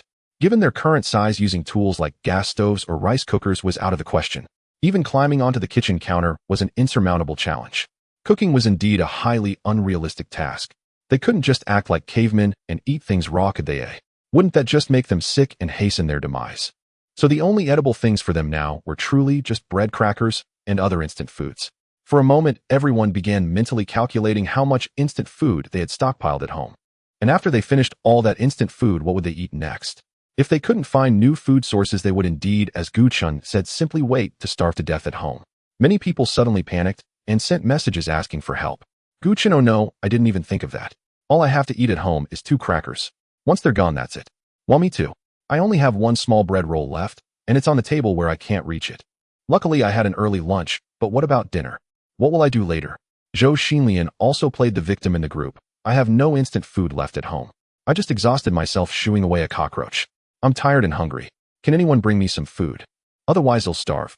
Li Xiaoying then started a sign-in sheet in the group. Don't panic, everyone. Let's start a roll call and report what food each household has. After the roll call, bring all the food to me for centralized distribution. It'll make sure no one starves. All right, the roll call begins now. Write down your apartment number. Only count instant food. Raw meat doesn't count. The people in the group were at a loss. Seeing her message, a few of them obediently started the roll call. Building 1, apartment 502, 1 pack of instant noodles. Building 1, apartment 301, 2 packs of crackers. Building 1, apartment 101, half a loaf. Seeing the roll call messages in the group, Gu Chen sneered disdainfully. This roll call is meaningless now. Even if we tally it up, who can go out and get it? Who can deliver it to everyone? Can any of you even open your doors? Gu Chen's words were a wake-up call. The owners in the group instantly fell silent. Many looked towards their tightly shut doors. A door they could once open with a flick of the wrist was now like a 20-meter-high chasm, separating life from death. Gu Chen is right. If we can't even get out the door, what's the point of a roll call? We can't open the door, and we can't reach the windows. How are we supposed to get out? I have nothing to eat at home. I don't want to starve. I want to get out. The atmosphere in the group was one of deep despair. Some people were clamoring to call the police for help. Gu Chen spoke up again. Don't count on the authorities. This disaster has affected all of humanity. Not just us, but the officials have shrunk too. They can't even take care of themselves. There's no way they can rescue us. We have to find a way to save ourselves. Li Xiaoying immediately retorted, don't listen to Gu Chen. Trust in the government's power. Even if the officials have shrunk, they'll find a way to maintain order. They won't abandon us, the common people. Hearing Li Xiaoying's words, many in the group dialed the police, and some even called the mayor's hotline. but the calls went unanswered. The phone rang, but no one picked up. It seems the authorities really can't help. What do we do now? Even the government is paralyzed. Order has completely collapsed. It's over. It's all over. The mood in the group grew even more despondent, and everyone was plunged into despair. Just as everyone was in despair, Chen spoke again. Don't panic, everyone. I have a way for you to open your doors. Chen, you really have a way. Chen, what is it? Tell us. Everyone was Chen desperate to learn his method. Chen calculated the data on his phone and then announced the results in the group. According to my calculations, our body size has shrunk by exactly a factor of 10. Since the cross-sectional area of human muscle is proportional to the square of body size and body volume and mass are proportional to the cube of body size. Shrinking body size by 10 times means muscle cross-section shrinks by 100 times, while volume and weight shrink by 1,000 times. Human muscle strength depends on the muscle's cross-sectional area. With the cross-section reduced by 100 times, our absolute strength is also reduced by 100 times. Using that absolute strength reduced by 100 times to support a weight reduced by 1,000 times, our relative strength has actually increased by 10 times. Seeing Chen's calculated results, Lu Huaqiang immediately said he didn't understand. What does all that jargon mean? It's too complicated for me. Chen said, let me give you a simple example. An average adult weighs 60 kilograms and can lift about 50 kilograms, which is about 85 of their body weight. But after shrinking, an average adult weighs 60 grams and can lift about 500 grams, which is about 850 of their body weight. In simple terms, we can now lift objects far heavier than our own body weight. The door handle of a typical interior door lock usually requires 10 to 20 newtons of force, which translates to about 2,000 grams. As I mentioned earlier, a shrunken adult human can lift 500 grams. So 4 shrunken adults working together can lift over 2,000 grams. Therefore, it only takes 4 or 5 adults to pull a door handle open by working together. Do you all understand what I'm saying now, Lu Huaqiang gazed at the 10-meter-high door handle, then Chen in the group chat asking, Chen, but the door handle is so high, how are we supposed to reach it? Chen replied, it's simple. Just find some rope and loop it over the door handle. If you don't have rope at home, you can cut strips from your clothes and tie them together to make a makeshift rope. Hearing Chen's words, some in the group immediately tried to open the door, but others questioned his conclusion. Zhou Xinlian sent a voice message. Chen, are you sure this will work? Don't tell me you're fooling us. Everyone is short on food now. We need to conserve energy to survive. If your method doesn't work, won't that be a waste of everyone's strength? Li Xiaoying also chimed in. Chen, don't talk nonsense here. Waiting for official rescue is the most reliable. Then everyone in the group. Everyone don't listen to him. In a crisis, we can only trust the authorities. Chen, Li Xiaoying. Director Li, if we can't wait for rescue, and you won't let everyone gather food, what if people starve to death? Can you take responsibility? Aunt Li fell silent. Chen knew she wouldn't dare to boast any further. If someone died, how could she possibly be held accountable? Chen sent a cold voice message. Everyone, I've told you what to do. The choice is yours. Whether you go out to seek a path to survival or stay home and starve, it's up to you. Just as Chen finished, someone in the group sent a message. Chen's method really works. We actually opened the door. We opened it too. As long as you find the right leverage, it's possible. Everyone go give it a try. Seeing these messages, those who had doubted Chen began to try as well. Even Li Xiaoying, who had opposed him, started gathering her family to attempt it. As people went to try opening the doors, the owner's group chat gradually fell silent. Meanwhile, at Building 1 of 5th floor, Unit 52. This was Lu Huaqiang's home. At that moment, he was holding a fruit knife. Not far ahead of him were several brothers holding their clothes together. Before the global shrinking, Lu Huaqiang and his brothers had been playing poker at his place to pass the time. So after the event, they were forced to gather together. Lu Huaqiang had never been one to stockpile food. Apart from cigarettes, his home had nothing but butts, not even a single pack of instant noodles. If they didn't find a way out, they would soon starve. Thus, upon seeing someone successfully open a door using Chen's method, they immediately sprang into action. Lu Huaqiang raised the fruit knife and cut the clothes into strips of fabric. The brothers then tied the strips together. A rope was thus made. Worried it might not be strong enough, they twisted several strands together into one. Next, they lifted a broom and propped its head under the door handle. One brother climbed up the broom to the handle and looped the fabric rope around it. The group pulled together in unison. 1, 2, 1 pull. The handle moved. With a crisp click, the closed door slowly cracked open. Though just a small gap to them, it was over a meter wide, more than enough to pass through. They could finally get out. Lu Huaqiang grabbed his phone and fruit knife, while the others took chopsticks and forks, slipping out through the gap. Soon the door opposite Liu's opened as well, and a family of 5 emerged. The same scene played out on every floor of Building 1. More and more people succeeded in opening their doors. Like ants emerging from underground, they gathered at their respective entrances, bewildered, yet grateful for their narrow escape, surveying a world both familiar and alien. The floor tiles in the corridor were cold and hard. The faint light from distant windows barely outlined the hallway, casting enormous distorted shadows. Distances they could once cross in a single step now required a short jog. Inconspicuous stains on the walls now resembled massive abstract paintings. Before long, Li Xiaoying posted in the group, "For us now the outside world is surely full of danger. So I suggest we stick together. Everyone who's out gather in the first floor lobby." Li Xiaoying's suggestion gained widespread support. Everyone began converging on the lobby. Those on high floors used brooms to climb up and press the elevator buttons. Those on lower floors jumped down the stairwell step by step, although each step of the staircase now stood 2 meters high for them. Since humans had shrunk to 1/10 their size, their surface area relative to volume increased tenfold, greatly amplifying air resistance. Even jumping from a 2-meter-high step caused no injury. Thus, using various methods, everyone eventually reached the first floor lobby. A large crowd gathered there, including Lu Huaqiang, Zhou Xinlian, and Li Xiaoying. Li Xiaoying tried to maintain order. "Everyone quiet down. Let me first tally what food everyone has brought." Before she could finish, a massive shadow fell over the area. The air seemed to freeze. Everyone turned to the source of the shadow. There, blocking the main entrance of the lobby, stood a furry giant beast. It was Aunt Wang's orange cat from Building 1. The usually docile and lazy Big Orange now appeared to them as a prehistoric monster. It stood over 3 meters tall and measured 7 to 8 meters in length. Its eyes, glowing with an eerie green light, stared at the crowd like 2 searchlights. It seemed intensely curious about these little creatures. Each breath carried a heavy gust of wind that made people unsteady on their feet. "It's Big Orange." Someone murmured, a trace of hope in their voice, as if it were still the pet they could casually pet. But the next second, the orange cat moved. Its massive paw, accompanied by a whistling wind, slammed down toward the crowd. A man was struck by the cat's claw, flying backward like a broken kite.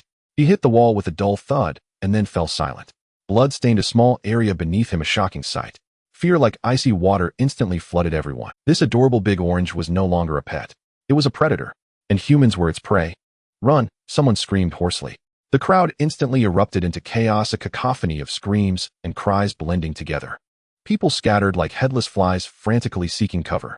Fire hydrants by the walls, gaps beneath the stairs, even discarded cardboard boxes left by neighbors' doors became their lifelines. The orange cat seemed to relish the game. It lowered its head, sniffed the motionless man, then extended its pink. This act churned the stomachs of all who witnessed it, nearly forcing bile up their throats. "Help! Someone save us!" Zhou Xinlian, hiding behind a fire hydrant, filmed the orange cat licking the corpse and sent the video to the group chat for help. Lu Huaqiang, scrambling on all fours, crawled awkwardly into a cramped space beneath the stairs, his heart pounding as if it might leap from his throat. Li Xiaoying abandoned her attempts to maintain order. Together with a young man, she hid behind a half-open electrical meter door, not daring to breathe. After toying with the corpse for a while, the orange cat seemed bored. It yawned, turned, and padded away with heavy steps, disappearing around the corner of the corridor. The massive shadow departed, leaving behind only deathly silence and the heavy gasps of survivors. After a long while, someone finally crawled out of their hiding place, trembling. They stared at the blood-soaked corpse on the ground, their faces drained of color. A brutal truth confronted them all. The home they had relied upon was now fraught with peril. The pets that once brought comfort and companionship had become the deadliest threats. "What do we do? What can we do?" A woman collapsed to the ground, sobbing uncontrollably. "If cats are like this, what about dogs? There are so many dogs in the neighborhood. We can't even leave this building. It must be even more dangerous outside. We're all going to die here. Either starve to death or be devoured by these beasts." Despair spread like a plague. Lu Huaqiang's face turned ashen as he slammed his fist against the wall. His small fist struck the massive wall with hardly a sound, only a sharp pain echoing through his own hand. "We can't go on like this." He gritted his teeth and spoke, his voice hoarse. "These cats and dogs must be dealt with." "Exactly. We have to eliminate them or none of us will survive." Someone immediately chimed in, their eyes gleaming with fear and ruthlessness. The instinct to survive overpowered everything.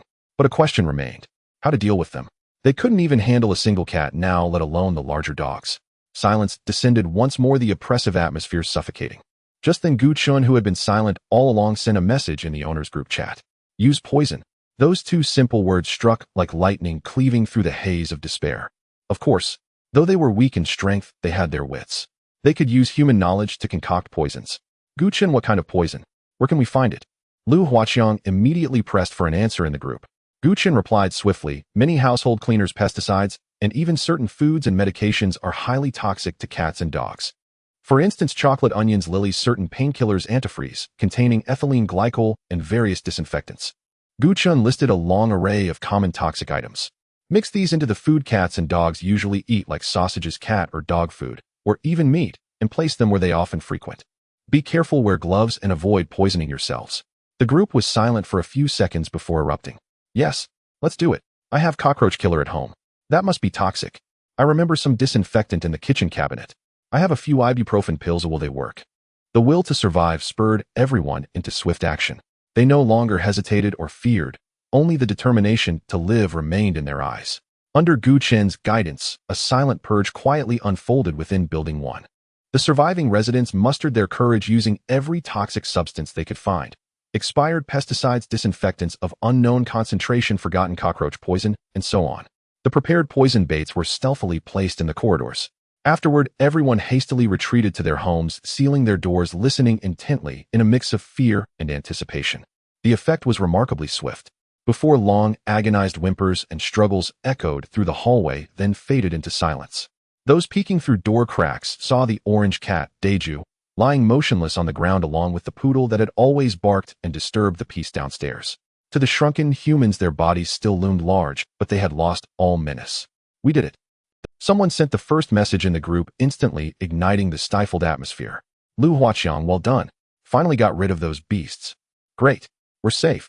The owners group erupted in jubilation, the joy of survival washing away previous fears. People opened their doors again and gathered in the corridor. Yet this sense of security was short-lived. Just as Li Xiaoying tried to organize everyone to discuss the next move, a piercing scream shattered the relative calm of the hallway. Ah, a cockroach. A huge cockroach. Everyone turned to see Zhou Xinlian pointing at a corner, her face deathly pale, trembling like a leaf. Following her gaze, a glossy cockroach crawled slowly across the wall. To the shrunken humans, a creature they once crushed underfoot was now larger than their own souls. Its long antennae swayed, its 6 legs scuttled, leaving behind nauseating trails. The cockroach's appearance was like a bucket of cold water dousing the flames of joy that had just risen. Oh God, this cockroach is enormous. It's not just cockroaches, look over there. Someone pointed to the stairwell where a palm-sized spider clung to its web, 8 eyes gleaming with eerie light, waiting patiently for prey. To the current humans, this spider was a monster straight out of a movie. Panic spread once more. We dealt with the cats and dogs, but what about these bugs? Exactly. Cockroaches, spiders, ants. These things were trivial before, but now they're deadly threats. There must be more cockroaches in my kitchen. I'm too scared to go back. The owners group exploded again, everyone's just relieved hearts tightening once more.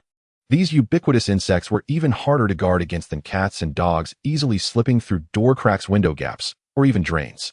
Just as panic gripped everyone again, Lu Huaqiang suddenly recalled something and sent a message in the group. Lu Huaqiang, I remember now. I heard in my classmate group that Gu Chen bought a lot of miniature toys, including a fully metal safe house. At Lu Huaqiang's words, Zhou Xinlian also recalled. Zhou Xinlian. Yes, I also saw him on the morning of the shrinking putting a lot of supplies into that safe house. Lu Huaqiang, he must have known something was going to happen long ago, that's why he prepared a safe house in advance. Lu Huaqiang's news was like a bomb dropped into water, stirring up 1,000 ripples. Lu Huaqiang, is what you said true? Gu Chen has a safe house. Really? How could he have something like that? Li Xiaoying's eyes lit up, and she immediately seized the point. Gu Chen, this is a special time. We are all neighbors. It's only right to help each other. Look at all these bugs outside. Danger is everywhere. We have elderly and children here who have no means to protect them. You should voluntarily give up the safe house and let us all move in together. As for the supplies you hoarded, you should also share them with us. I, as the head of the owners committee, will manage and distribute them uniformly so we can all get through this crisis safely. Li Xiaoying saw nothing wrong with her words. Gu Chen's safe house was so large it could easily accommodate all. One person living in it is living, a group living in it is also living. So why not share it to provide shelter for everyone? As for the food Gu Chen had hoarded, it should also be brought out to help everyone. After all, with great power comes great responsibility. Of course, at least half of the supplies Gu Chen brought out would end up in her hands. After all, she was the head of the owners committee. As soon as Li Xiaoying finished speaking, someone in the group immediately echoed. Yes, Director Li is right. Gu Chen, this is a special time, we should help each other. Gu Chen, give up the safe house and let us all move in. Gu Chen, your ideological awareness needs improvement. Since you already have a safe house and have hoarded so much food inside, you should take the initiative to let us all move in. So many people in our group are asking for help, and you're completely indifferent. If no one knew you had a safe house, were you just not going to tell us? Watching the constantly refreshing messages on his phone screen, a cold smirk curled at the corner of Gu Chen's mouth. Sharing. Unified distribution. They just wanted to seize his safe house and supplies. Back when he sold his house and shops to buy these miniature items, every single one of them had mocked him behind his back, calling him insane. And now that all of humanity had shrunk, these people knew his miniature items were incredibly useful, so they shamelessly came to him asking him to share. The more vigorously they had mocked him back, then the more entitled they felt now in asking him to share. Gu Chen, I bought all these by selling my house and shops. Why should I share them with you? What benefit is it to me? His reply was brief and cold, devoid of any emotion. He was no saint and couldn't care less about their fates. The group chat went silent for a few seconds. Everyone staring at their screens was stunned, seemingly not expecting Gu Chen to refuse so bluntly. Li Xiaoying, Gu Chen were neighbors who see each other every day. You can't just watch us all get bitten to death by bugs, can you? Lu Huaqiang, Gu Chen, don't be too ruthless.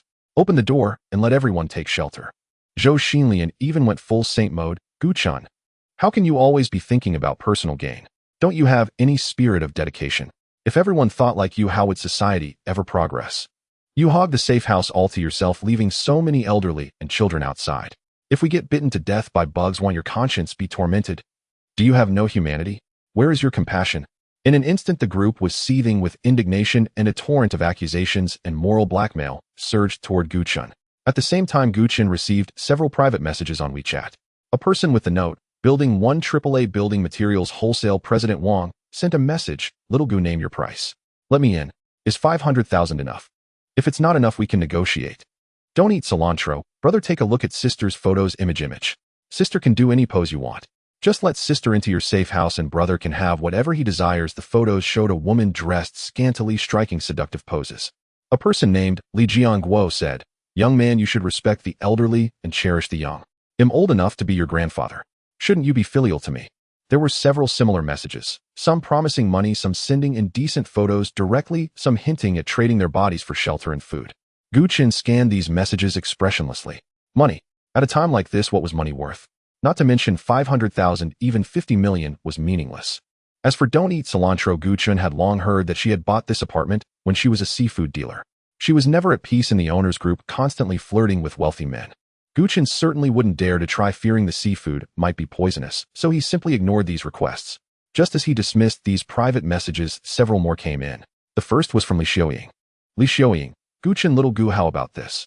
You split half the supplies, and I'll take charge of storing them uniformly, guaranteeing they go to the elderly and children first. Consider it your contribution to our building. We all live in the same neighborhood. If you refuse, the whole community won't tolerate you. Gu Chen's eyes grew several degrees colder. This old woman speaking in such high-sounding terms was nothing but blatant extortion. Unified storage. She just wanted to line her own pockets. How laughable. Before Gu Chen could react, a second private message popped up, this time from Zhou Xinlian. Zhou Xinlian, Gu Chen, you despicable man. I never thought you'd be such a cold-blooded, selfish person. There are bugs everywhere outside, and we could die any moment.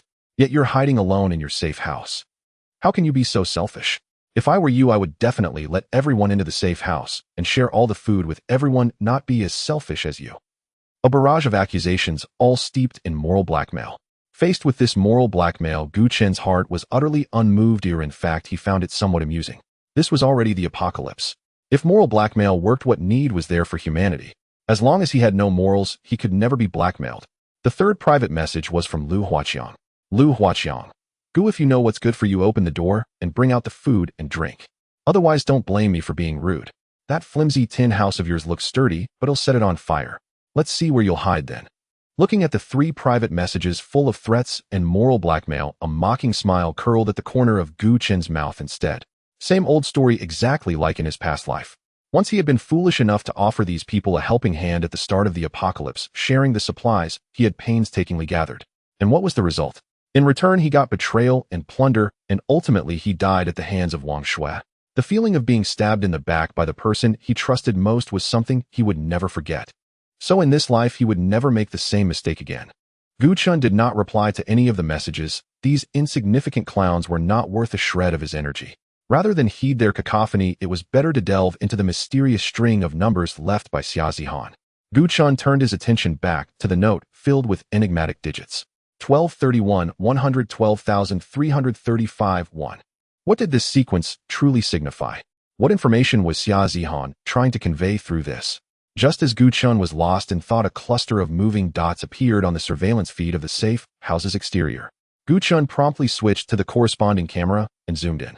There he saw Li Xiuying, the neighborhood committee director, leading the sanctimonious Zhou Xinlian along with several elderly individuals and a child heading toward the safe house.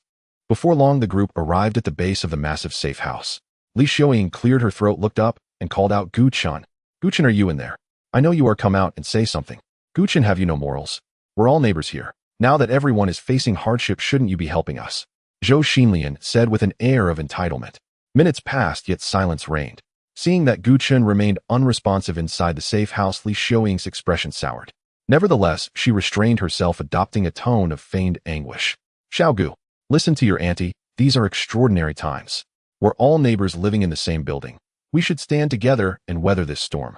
Look at us. We have elderly and children here. They haven't eaten in days.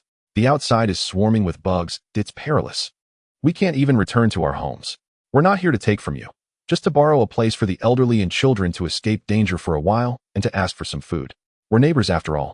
You can't just stand by and watch us starve or be devoured by those creatures, can you? Zhou Xinlian chimed in. Gu Chun, if you have any decency left, open the door and let us in. If anything happens to these elderly folks, can you bear the responsibility? After Li Xiuying and Zhou Xinlian spoke, several old women joined in. That's right, we're old bones. If we're killed by bugs out here, can you take the blame? Young man, I'm 56 years old. Isn't it your duty as a youth to respect the elderly and care for the young? I'm old enough to be your grandmother. Shouldn't you be filial to me? This safe house is huge, you can't possibly fill it all. Let us in to stay together. We can look out for one another. You've hoarded so much food in there, you can't eat it all alone. Wouldn't it go to waste? We're just trying to help. We don't want to see it spoiled, so we've come to eat it for you. Young man, suffering loss is a blessing. Sharing your safe house and distributing your food to everyone is your... The young should embrace hardship. The old women took turns lecturing Gu Chun, morally coercing him relentlessly. In their minds, since Gu Chun occupied such a large safe house alone and had stockpiled so much food, he ought to selflessly give it all away. Hearing their words, Gu Chun remained unmoved, his gaze growing icier. Moral coercion. How absurd. In the apocalypse, compassion was the cheapest commodity and promises were the most unreliable. Letting them in, that would be like inviting a wolf into the fold. Seeing Gu Chun impervious to their pleas, Li Xiuying's patience finally snapped. Her feigned kindness crumbled, and her voice turned shrill and venomous. Gu Chun, don't be so ungrateful. We've been polite and reasonable, and you pretend to be dead. Open up, or well, break the door down. Gu, you coward. Come out if you dare. Hiding in there. What kind of man? The crowd grew restless. A few agitated elders picked up pebbles and futilely hurled them at the thick steel plates, the sound as faint as a mosquito's buzz. Others pounded the walls with their tiny fists only to hurt their own hands, leaving the safe house unscathed. Watching the twisted faces contorted by anger and envy on the monitor, hearing the vile curses from outside, Gu Chun furrowed his brow deeply. What a nuisance. It seemed he had to teach them a lesson for them to cease. Gu Chun descended to the lowest floor and expressionless pressed a switch. With a dull thud, a heavy metal door slid open slowly. Gu Chun strode out with steady steps. Seeing Gu Chun emerge, Li Xiuying and the others lit up with joy, believing he had been swayed to let them in. Li Xiuying immediately said, Gu Chun, so you do have a conscience. Since you've opened the door for us, let bygones be bygones. Now hurry up and get us some food. We're all too weak to walk. Grandma, I want chips and cola. Li Xiuying's grandson demanded. All right, no problem. Everything you want is in this metal house. They'll have this uncle get it for you, okay? No, I want it now. The boy threw a tantrum and dashed straight toward the safe house. Gu Chun stepped forward and blocked the child. Let me in, the boy wailed.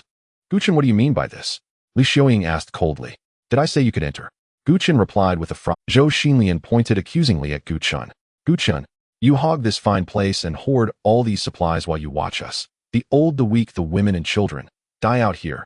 Do you have any humanity left? Has your conscience been devoured by dogs? What's the point of living if you're so selfish?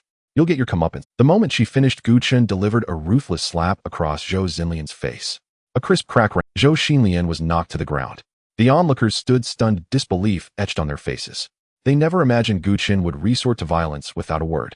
After a long pause, Zhou Xinlian recovered. She glared at Gu Chun and shrieked hysterically, Gu, you dared. They'll call the police and have you locked up for life. There are so many people in this building. Why do I hit only you and no one else? Have you considered that? Gu Chun retorted, mimicking her tone. Then his gaze sharpened. What era do you think this is, still calling the police? I could kill you and no cop would come for you. Seeing the murderous intent in Gu Chen's eyes, Zhou Xinlian felt a surge of fear. Though she threatened to call the police, deep down she knew that in these extraordinary times no officer would respond to her. Thus, she truly feared that pushing an immoral man like Gu Chen too far might drive him to reckless, irreversible actions. While Gu Chen was dealing with Zhou Xinlian, Li Xiuying's grandson had already sneaked into the safe house. Gazing at this reckless little brat, a cold glint flashed in Gu Chen's eyes. Impatiently, he strode into the safe house, grabbed the child, and unceremoniously tossed him out. Get lost. The brat let out an ouch as he was flung to the ground, landing hard on his bottom. He burst into loud wails. Seeing her precious grandson thrown to the floor, Li Xiuying flew into a rage. She pointed at Gu Chen and roared, "Gu Chen, why did you hit my grandson? He's just a child. Have you no humanity? To lay a hand on a child?" As she cursed, Li Xiuying lunged forward, attempting to scratch and claw at Gu Chen. Without uttering a single word, Gu Chen simply raised his hand and delivered a slap. Slap. The crisp, resonant sound of the slap echoed through the air. Li Xiuying was struck down to the ground. Her cheek instantly swelled with a trace of blood seeping from the corner of her mouth. Help! Assault! Assault! There's no justice. A young man bullying the elderly. Realizing she was no match for Gu Chen, Li Xiuying could only flop onto the ground, thrashing and wailing. Gu Chen showed her no leniency. He directly kicked her, sending her flying. Her old bones nearly shattered from the impact. After that kick, Li Xiuying finally fell silent. Gu Chen did not strike again, but his oppressive aura and unbridled violence were more intimidating than. He stood there coldly like an icy statue, exuding an air of keep away. His fierce gaze swept over the several elderly people who had been instigating earlier. Those elders trembled under his gaze, instinctively taking a few steps back. Even the wailing brat was so frightened that he stopped crying and hid behind the adults. Get lost. A single word was uttered from Gu Chen's mouth, soft, yet carrying an unquestionable command. The elders dared not utter another word of nonsense. They helped Li Xiuying to her feet and fled in retreat. Watching their scrambling backs, not a flicker of emotion crossed Gu Chen's eyes. He turned and walked back into the safe house, the heavy metal door closing silently behind him. Just a few minutes later, a small group of survivors gathered again in the hallway. They were Li Xiuying, Zhou Xinlian, and others, along with Lu Huaqiang and some other residents who had been drawn by the commotion. Zhou Xinlian, still shaken, bore a clear handprint on her face, a mix of humiliation and fury. She embellished the story of being beaten by Gu Chen. That Gu Chen, he's a madman. Zhou Xinlian's voice was shrill, laced with sobs and uncontrollable anger. We went to him with good intentions, just begging for a bit of food and a safe place to hide. He dared to hit me. She deliberately omitted her earlier threats and insults, emphasizing only his brutality. Li Xiuying, her eyes red, chimed in, he truly went too far. Not only did he hit us old folks, but he didn't even spare the child. Lu Huaqiang's brow furrowed, a vicious expression on his face. Damn it, that bastard actually dared to throw a punch. Fanned by Li Xiuying and Zhou Xinlian, the crowd's anger was fully ignited. Lu Huaqiang spat on the ground, a murderous glint in his eyes. Damn it. That scumbag is utterly despicable. Does he think hiding in that metal shell makes him safe? He's just one man, and there are so many of us. What right does he have to hoard the supplies and leave us no way to survive? Lu Huaqiang looked around at the crowd. Everyone, this is no time for hesitation. That goof fellow doesn't see us as human.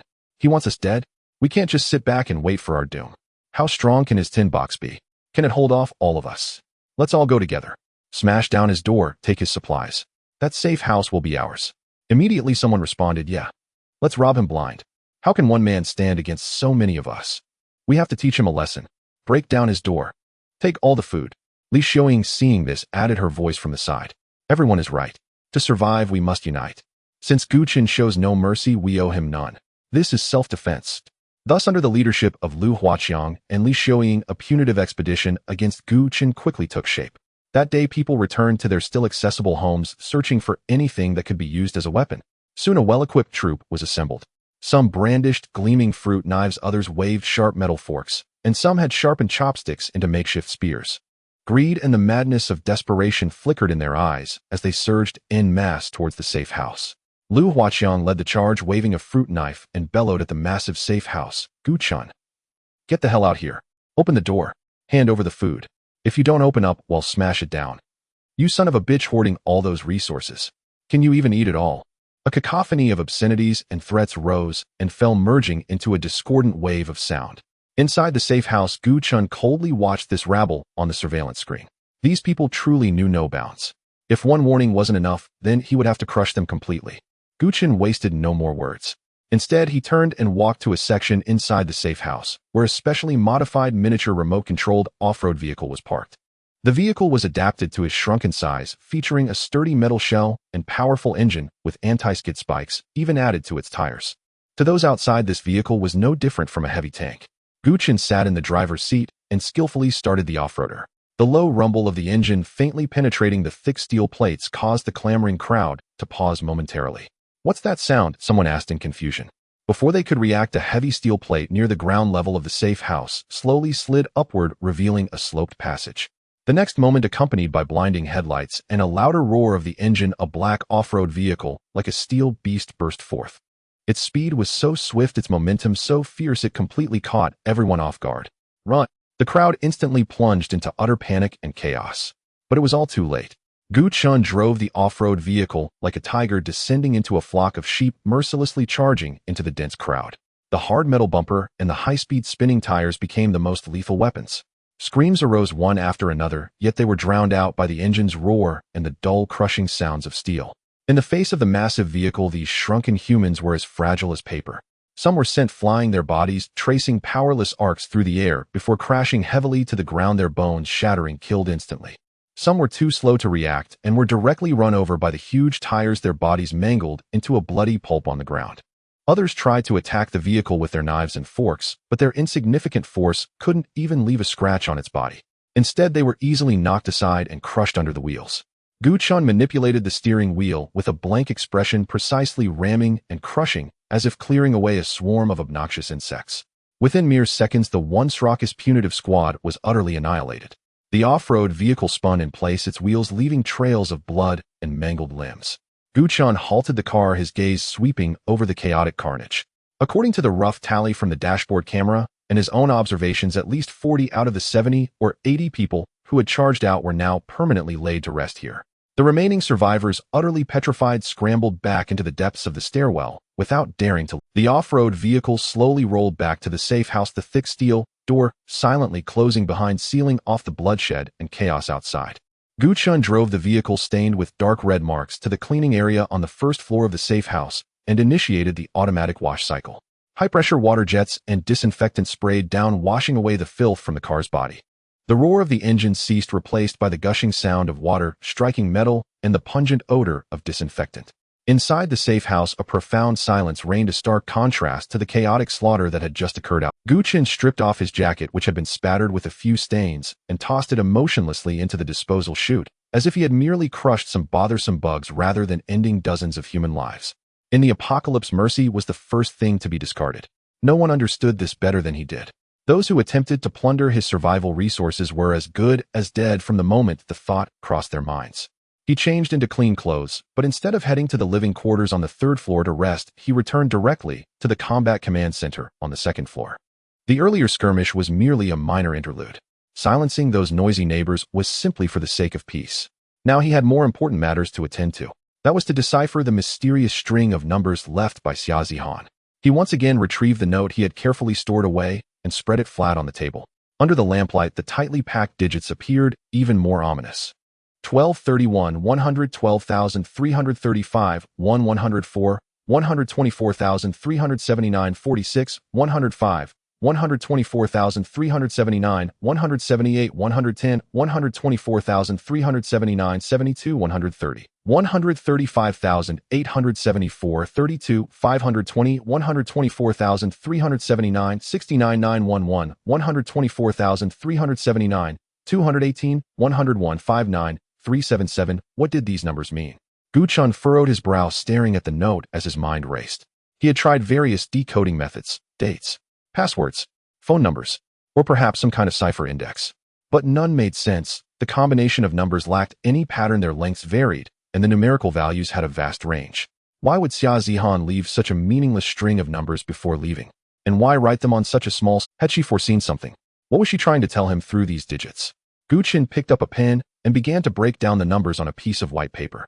First, he dissected the initial set: 1231, 112,335, 1231. This looks like a date. Could it be December 31st? Chen muttered to himself. That was the first day of humanity's shrinking. 112335. This resembles a set of coordinates, or some kind of code. 1. What does this solitary one mean? Gu Chen proceeded to the second set 104, 124,379.46. 104. January 4th. Today, Gu Chen's heart stirred. 124379. Another set of coordinate-like numbers. He tried searching on the map, and the map software actually returned a result. The string of numbers pointed precisely to the area near Xiaohu residential quarter, close to the artificial lake. It was the very place where he had just driven the off-road vehicle and crushed those neighbors. Gu Chen's heart pounded violently, an indescribable chill creeping up his spine. 46.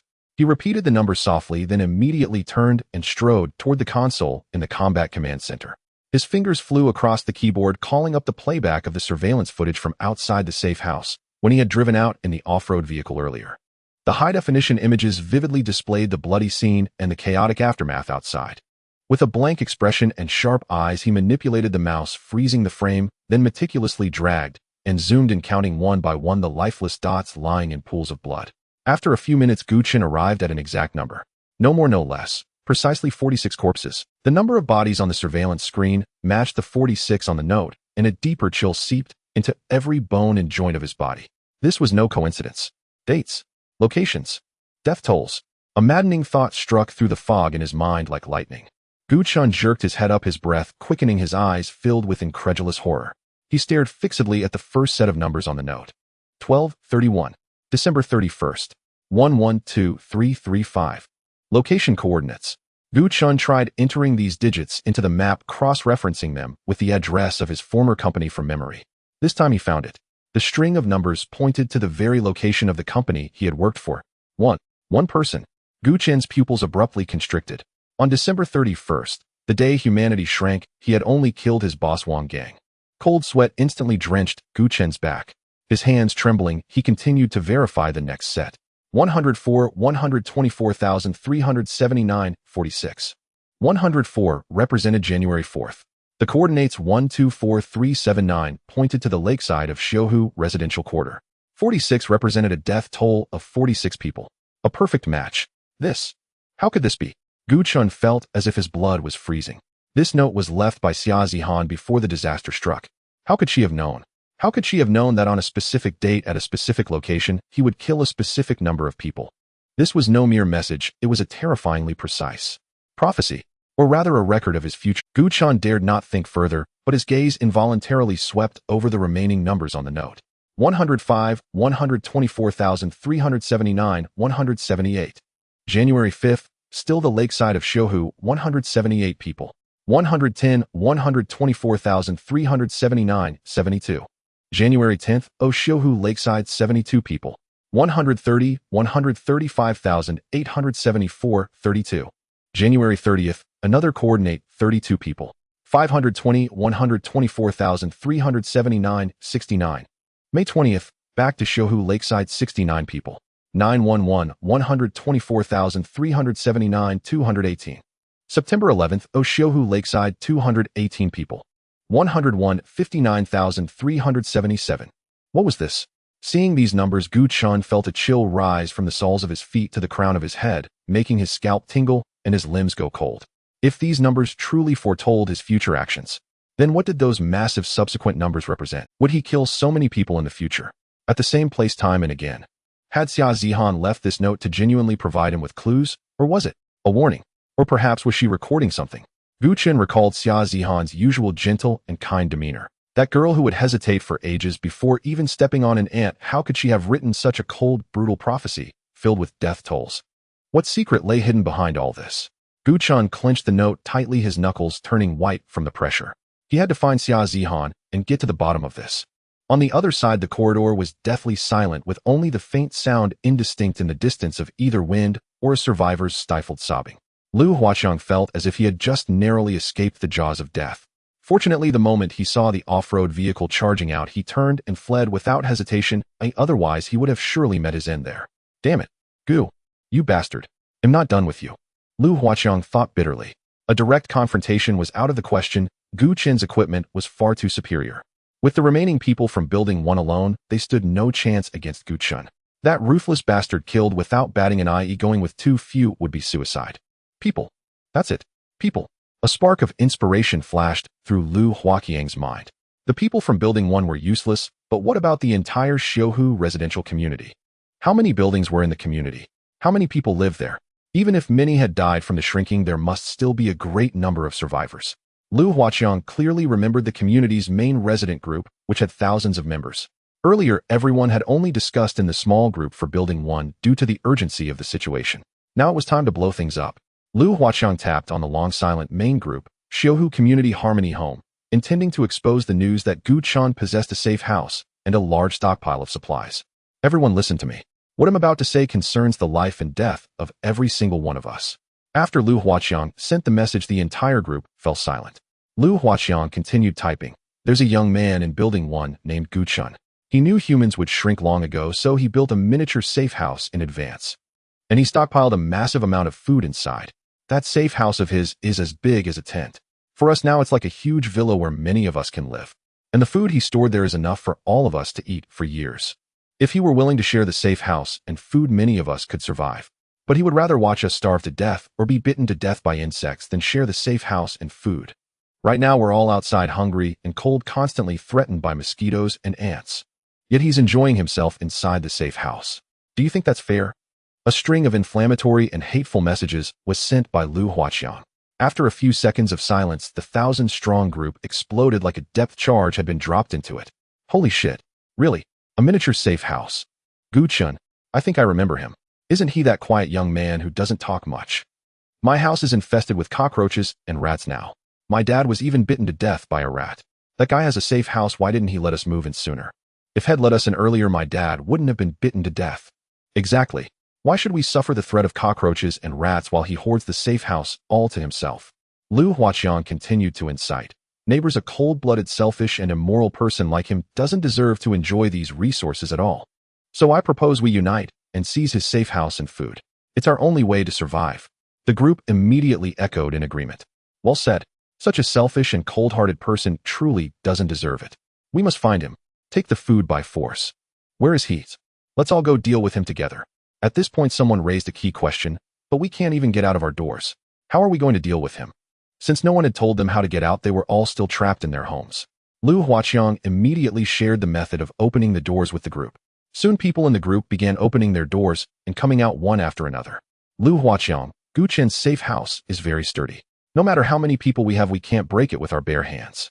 Everyone, before you leave, check what tools you have at home and bring them if possible. I have a few screwdrivers at home. They'll bring them all. I have a kitchen knife. They'll bring that along too. I have a sledgehammer at home, but it's too heavy. The few of us in my family can't lift it.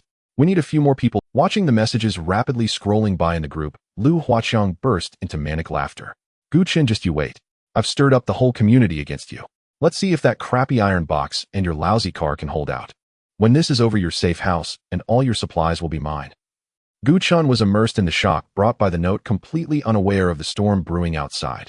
He repeatedly examined the numbers left by Xia Zihan, his heart filled with doubt and unease. Just then the safe house's alarm system suddenly blared a piercing siren. Gu Chen immediately checked the surveillance footage. In the images, countless people were converging from all directions, marching in a mighty tide toward the safe house. Gu Chen roughly estimated that there were at least 1,000 people approaching. What's going on? He turned up the volume, and the chaotic shouts from outside immediately flooded his ears. That iron box is Gu Chen's safe house. That bastard. Living alone in such a big safe house and not letting us in. What an inhuman bastard. If we could have moved into this safe house earlier, my dad wouldn't have been bitten to death by rats. It's all Gu Chen's fault, that beast, for killing my dad. Gu Chen, get the hell out here. Hand over the food. Avenge the dead. The crowd's shouts were deafening, their emotions clearly whipped to a frenzy. Gu Chen quickly switched between camera angles and roughly counted the number of people. There were at least 700 or 800. That bastard Lu Huaqiang went to the community group to stir up trouble. Gu Chen glanced at the community group and let out a disdainful sneer. His safe house was made of 2mm thick steel plates. For humans now shrunk, it was equivalent to 2cm thick steel. With that thickness, these people couldn't possibly damage it. Gu Chen calmly observed the commotion outside, wondering what tricks these ants could pull. In the crowd, Lu Huaqiang and Li Xiaoying stood in the center, gesticulating wildly as they directed the masses. People armed with spoons, forks, screwdrivers, kitchen knives, and various other tools began striking the safe house. 7 or 8 people even worked together to lift a sledgehammer and slammed it hard against the safe house. Yet when these tools made contact with the outer wall, they couldn't even leave a scratch. An hour had passed, and the crowd had tried every conceivable method, yet made no progress. The safe house stood like an impregnable fortress, cold and indifferent, silently mocking their helplessness. "It's useless. This damned iron box is too hard. We can't break it open. What do we do?" The crowd grew restless, with some already beginning to contemplate retreat. Seeing the situation turning dire, Lu Huaqiang quickly leaped onto a rock and shouted, "Don't give up. There are so many of us. Can't we take down a single iron box?" Just as the crowd was about to disperse, a middle-aged man in work clothes suddenly pushed his way to the front. "I have an idea. Use fire." All eyes immediately fixed on him. The man continued, his voice brimming with confidence. "We can gather combustibles to set this safe house on fire. Metal conducts heat well. Fire may not burn through the safe house, but it will cause the temperature inside to skyrocket. As long as the fire burns long enough, Gu Chen will be suffocated to death inside." The proposal immediately garnered support from the crowd. Lu Huaqiang's eyes lit up. "Right, let's do it." Everyone split up and gathered branches, dry grass, cardboard boxes, and combustibles like gasoline and alcohol. "Meet back here in an hour." "All right." The crowd readily agreed, then scattered in all directions, collecting various combustibles around the residential area. Under Gu Chen's icy gaze, the people piled the gathered combustibles around the safe house, forming a massive encirclement. Dry branches, withered grass, and cardboard boxes were stacked high like a mountain. Then gasoline was evenly doused over the pile. The acrid stench of gasoline filled the air. Lu Huaqiang stood at the front of the crowd, holding a blazing torch, a twisted grin on his face. "Gu Chen, this is your last chance. Open the door, hand over all the supplies, and we'll let you live. Otherwise, don't blame us for being ruthless." Gu Chen's gaze turned frigid. Since they wanted his life, he would grant their wish. His eyes fell on the armory area on the first floor of the safe house. There sat another killing machine he had meticulously crafted, a miniature tank. The tank measured 70 centimeters in length, 35 in width, and 22 in height. To the now shrunken humans, it was no different from a real heavy tank. Its internal structure was based on the design of the German Tiger tank from World War II, built entirely from alloy steel. The track system was robust and durable, capable of crushing any obstacle with ease. Most importantly, it was equipped with a fully functional main cannon. Due to technological limitations, he couldn't perfectly replicate the structure of artillery and shells, but Gu Chen had found an alternative solution. He used firecrackers as shells to simulate the effect of a real tank firing. Inside the tank, he loaded a firecracker into the base of the barrel, then lit the fuse with a lighter. Additionally, an airtight sealing device was installed at the rear of the barrel. After the firecracker was ignited, Gu Chen immediately sealed the barrel's rear.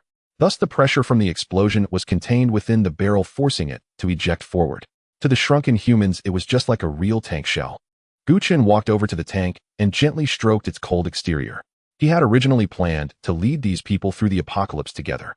But since they only sought plunder, he couldn't be blamed for being merciless. On the surveillance feed, Lu Huaqiang had already lit the torch and tossed it onto the gasoline-soaked pile of combustibles. With a loud whoosh, the flames spread in a fan shape, quickly engulfing the safe house in a raging inferno. The crowd erupted in cheers as if celebrating a festival, watching with fervor as the flames consumed what they saw as a fortress. Gu Chen climbed into the cockpit, deftly operated the console, and soon started the tank. The engine roared to life, and a section of the safe house's floor slowly opened, revealing a passage leading. At the peak of the blaze, the crowd's cheers abruptly ceased, replaced by gasps of terror, for they saw a dark silhouette emerging from the sea of fire. It was a lifelike tank, its tracks grinding against the ground with a bone-chilling clatter. "Wah! It's a tank. He actually has a tank." As they saw the iron beast charging out of the flames, everyone's faces were etched with shock. They couldn't even dream that Gu Chen had already built a miniature tank in advance. While the crowd was stunned, Gu Chen loaded a firecracker into the barrel, lit the fuse, and quickly sealed the barrel's. The pressure inside the barrel skyrocketed. With a deafening explosion, the shell screamed through the air, landing right in the densest part of the crowd. Boom! The blast echoed across the residential area. A flash of fire erupted instantly, sending several people flying, blood and limbs scattering across the ground. The crowd completely broke down, panic screams rising one after another as everyone fled in a frenzy. Gu Chen immediately drove the tank, which charged through the crowd like a steel beast. The tank's tracks crushed everything in their path into powder. Those who tried to resist didn't even have time to swing their weapons before being mercilessly ground into pulp. The main cannon kept firing, each blast claiming several lives. Lu Huaqiang had sensed things might not be so simple, so he had stayed cautious. The moment he saw the tank emerge, he turned and ran. Boom! Another explosion thundered across the neighborhood, another area stained crimson with blood. The ground was littered with severed limbs and remains, the air thick with the acrid smell of gunpowder and blood. Those who were slow to flee were instantly crushed into meat paste without even a chance to scream. Help! Run! The crowd fled in a mad scramble, screams echoing everywhere. Those who had earlier clamored to seize Gu Chen's supplies were now driven solely by the instinct to survive. They trampled over each other, frantically racing away from the tank.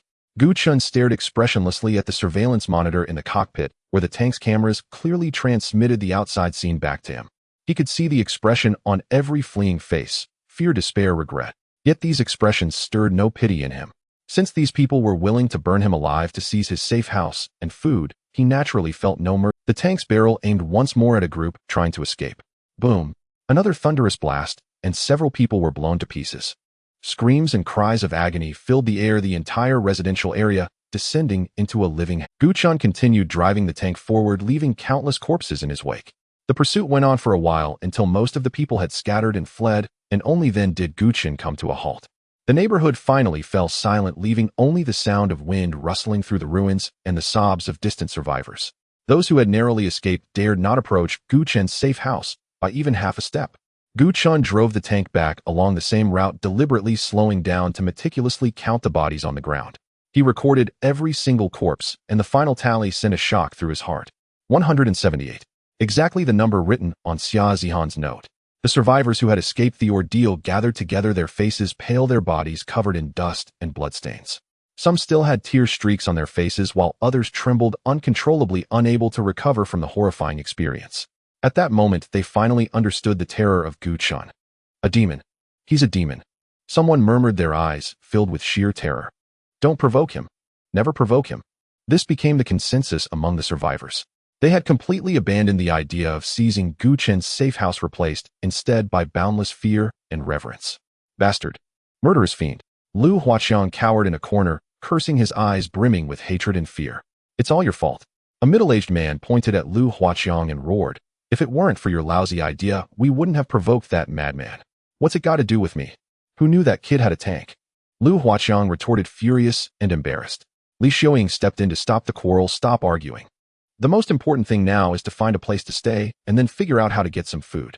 The group built a crude temporary shelter in a hidden corner of the neighborhood using cardboard boxes and clear tape. This shelter was about half the size of a tent and could have squeezed accommodate several hundred people. Though it couldn't withstand large mammals, it was sufficient to keep out insects and rats. And so the group huddled in the shelter, surviving on the food they had brought from their homes, enduring 3 difficult days. During this time, Li Xiaoying also arranged for some people to search for food outside the neighborhood. But those who went out searching for food never returned. They either perished from danger on the way, or having found food, chose not to come back and share it with the others. Human nature cannot withstand such trials. No one would risk their life to find food and then bring it back to share with everyone. Thus it was a foregone conclusion that these people would leave and never return. 3 days later, the atmosphere in the shelter grew increasingly tense. With everyone's food nearly depleted, they were all ravenously hungry, staring fixedly at the last remaining loaf of bread. There's only one loaf of bread left. How are we supposed to divide it among so many of us? Should we give it to the elderly and children first? Why should we? I brought the most food from home. If anyone should get a share, it should be me. I contributed the most to building this shelter. If it weren't for me, you'd all still be outside getting bitten by bugs. So I deserve a share of this food. In an instant, everyone began arguing over who should get the last loaf. For the now shrunken humans, this loaf of bread, though as large as a pillow, was only enough for about 100 people to have one meal. But the shelter housed several hundred people, far too many for everyone to get a portion. You men, where's your gentlemanly conduct? Don't you know ladies first? Zhou Xinlian accused all the men present. What the hell time is this, and you're still spouting that nonsense here? Lu Huaqiang strode over and delivered a sharp slap across Zhou Xinlian's face. Slap. A crisp sound rang out. Zhou Xinlian was knocked to the ground by the slap and dared not utter another word. Lu Huaqiang, along with his few cronies, encircled the last loaf of bread. What do you think you're doing? Li Xiaoying screamed and lunged forward, trying to stop Lu Huaqiang. Old hag, wise up and get lost. Lu Huaqiang kicked Li Xiaoying to the ground. Then, brandishing a fruit knife, he threatened the crowd. This bread is ours. Anyone who dares to fight me for it, I'll kill them. Li Xiaoying lay on the ground, letting out a pained cry. How can you be so selfish? This is the only loaf of bread. If you take it all, how are the rest of us supposed to survive? Lu Huaqiang replied. I'm about to starve to death myself. Why should I give a damn about the rest of you? Everyone, don't be afraid of them. A young man stepped forward. There are so many of us. Are we really afraid of just them? That's food for all. Emboldened, more and more people gathered, slowly forming a human wall that surrounded Lu Huaqiang and his gang. Seeing this, a ruthless glint flashed in Lu Huaqiang's eyes. He lunged at the young man with the fruit knife. The young man who had led the resistance was stabbed straight through the belly. He collapsed to the ground, clutching his stomach, blood seeping through his fingers. Ah! The crowd gasped in shock and scrambled backward in terror. Lu Huaqiang brandished the fruit knife, his voice icy. Anyone else who isn't afraid to die, come on and try. His accomplices also pulled out their hidden weapons, some sharp sewing needles, some rusty iron nails, and a pair of barber's scissors. The crowd, pale with fear, couldn't help but retreat. Though they outnumbered Lu Huaqiang's group, their weapons were merely chopsticks or spoons, far less lethal than the sharp implements their opponents held. Moreover, they were law-abiding citizens, naturally no match in a fight for Lu Huaqiang's gang, who were accustomed to brawling and violence. Of course, if it came to an all-out brawl, their hundreds could overwhelm Lu Huaqiang's group through sheer numbers. But the problem was that those at the front would inevitably become cannon fodder. No one was willing to sacrifice their life to be the first to step forward. After all, who isn't afraid of death? And so Lu Huaqiang's group, relying on their weapons, intimidated the crowd into inaction. All the people could do was watch helplessly as Lu Huaqiang and his gang packed up the last loaf of bread and left. After they stole the bread, the group's food supply was completely cut off. Left with no choice, the people had to try venturing outside the neighborhood to search for food. In the following days, all who could leave among the several hundred people gradually departed, leaving behind only a bunch of timid elderly women and children starving in a shelter. If this goes on, we'll starve to death here, Li Xiuying said in despair. At these words, everyone was thrown into a panic. The young people who went out to find food could still run away if they encountered danger. But for them, a group of old folks with stiff legs, they couldn't even flee if danger struck. Yet if they didn't go out to find food, they would eventually starve to death anyway. Go out and die, or stay and die. Was there truly no way out but death? Zhou Xinlian suddenly recalled and said, Gu Chen has hoarded so much food over there. Why can't he share a little? If he's willing to part with some, none of us would have to starve to death. Li Xiuying pondered for a moment and said, maybe we could try approaching Gu Chen again. Zhou Xinlian scoffed him. That murderous madman who wouldn't blink an eye. How could he possibly be kind enough to give us food? We have no other choice now. We can only try to see if we... Li Xiuying said helplessly. Zhou Xinlian thought it over, then nodded and said fine. With that, she opened her phone, and while the battery still had some charge, quickly sent a message to Gu Chen. The others also took out their phones and Gu Chen in the group chat. The group chat buzzed incessantly with notifications. Lying on his bed, Gu Chen frowned slightly. Why is it so noisy? Gu Chen picked up his phone, opened the group chat, and saw a flood of messages ing him. Gu Chen, we're starving to death. Please give us something to eat. Gu Chen, I'm not asking to stay in your safe house anymore. Just give us a little bit of food. Gu Chen, please, for the sake of being neighbors, give us something to eat. Even leftovers will do. The messages ing him had nearly reached 99. Gu Chen let out a cold laugh and replied in the group, what does your starving to death have to do with me? Why should I give you food? You were the ones who wanted to seize my safe house. You were the ones who tried to burn me alive, and now you are the ones begging me for food. How do you have the audacity, after repeatedly trying to kill me, to shamelessly ask me to feed you? Are you out of your minds?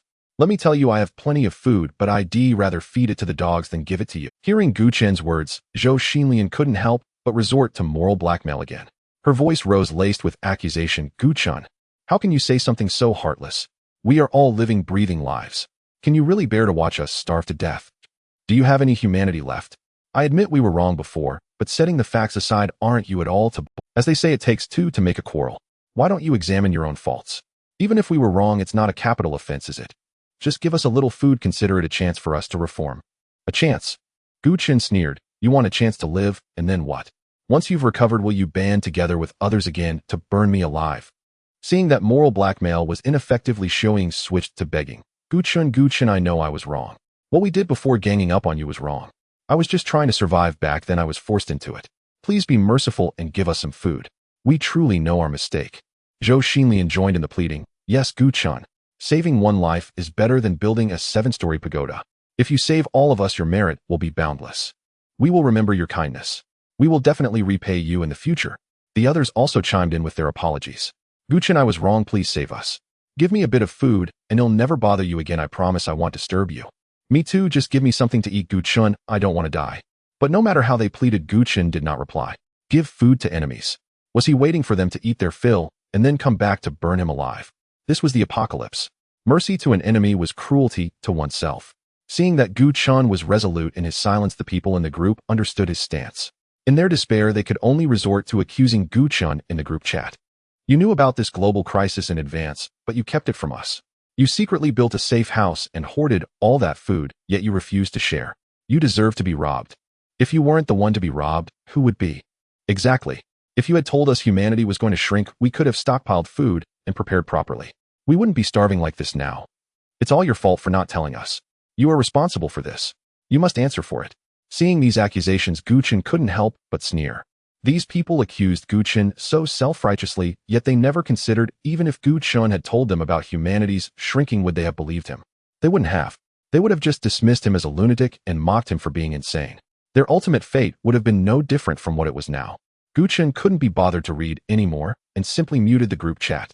Putting down his phone, he began to study the slip of paper filled with mysterious numbers again. 105, 124,379, 178. 110, 124,379, 72. There were more sequences after that. Each set of numbers felt like a cold, unyielding chain coiling around his heart. Why hadn't Xia Zihan come to find him? Where had she gone?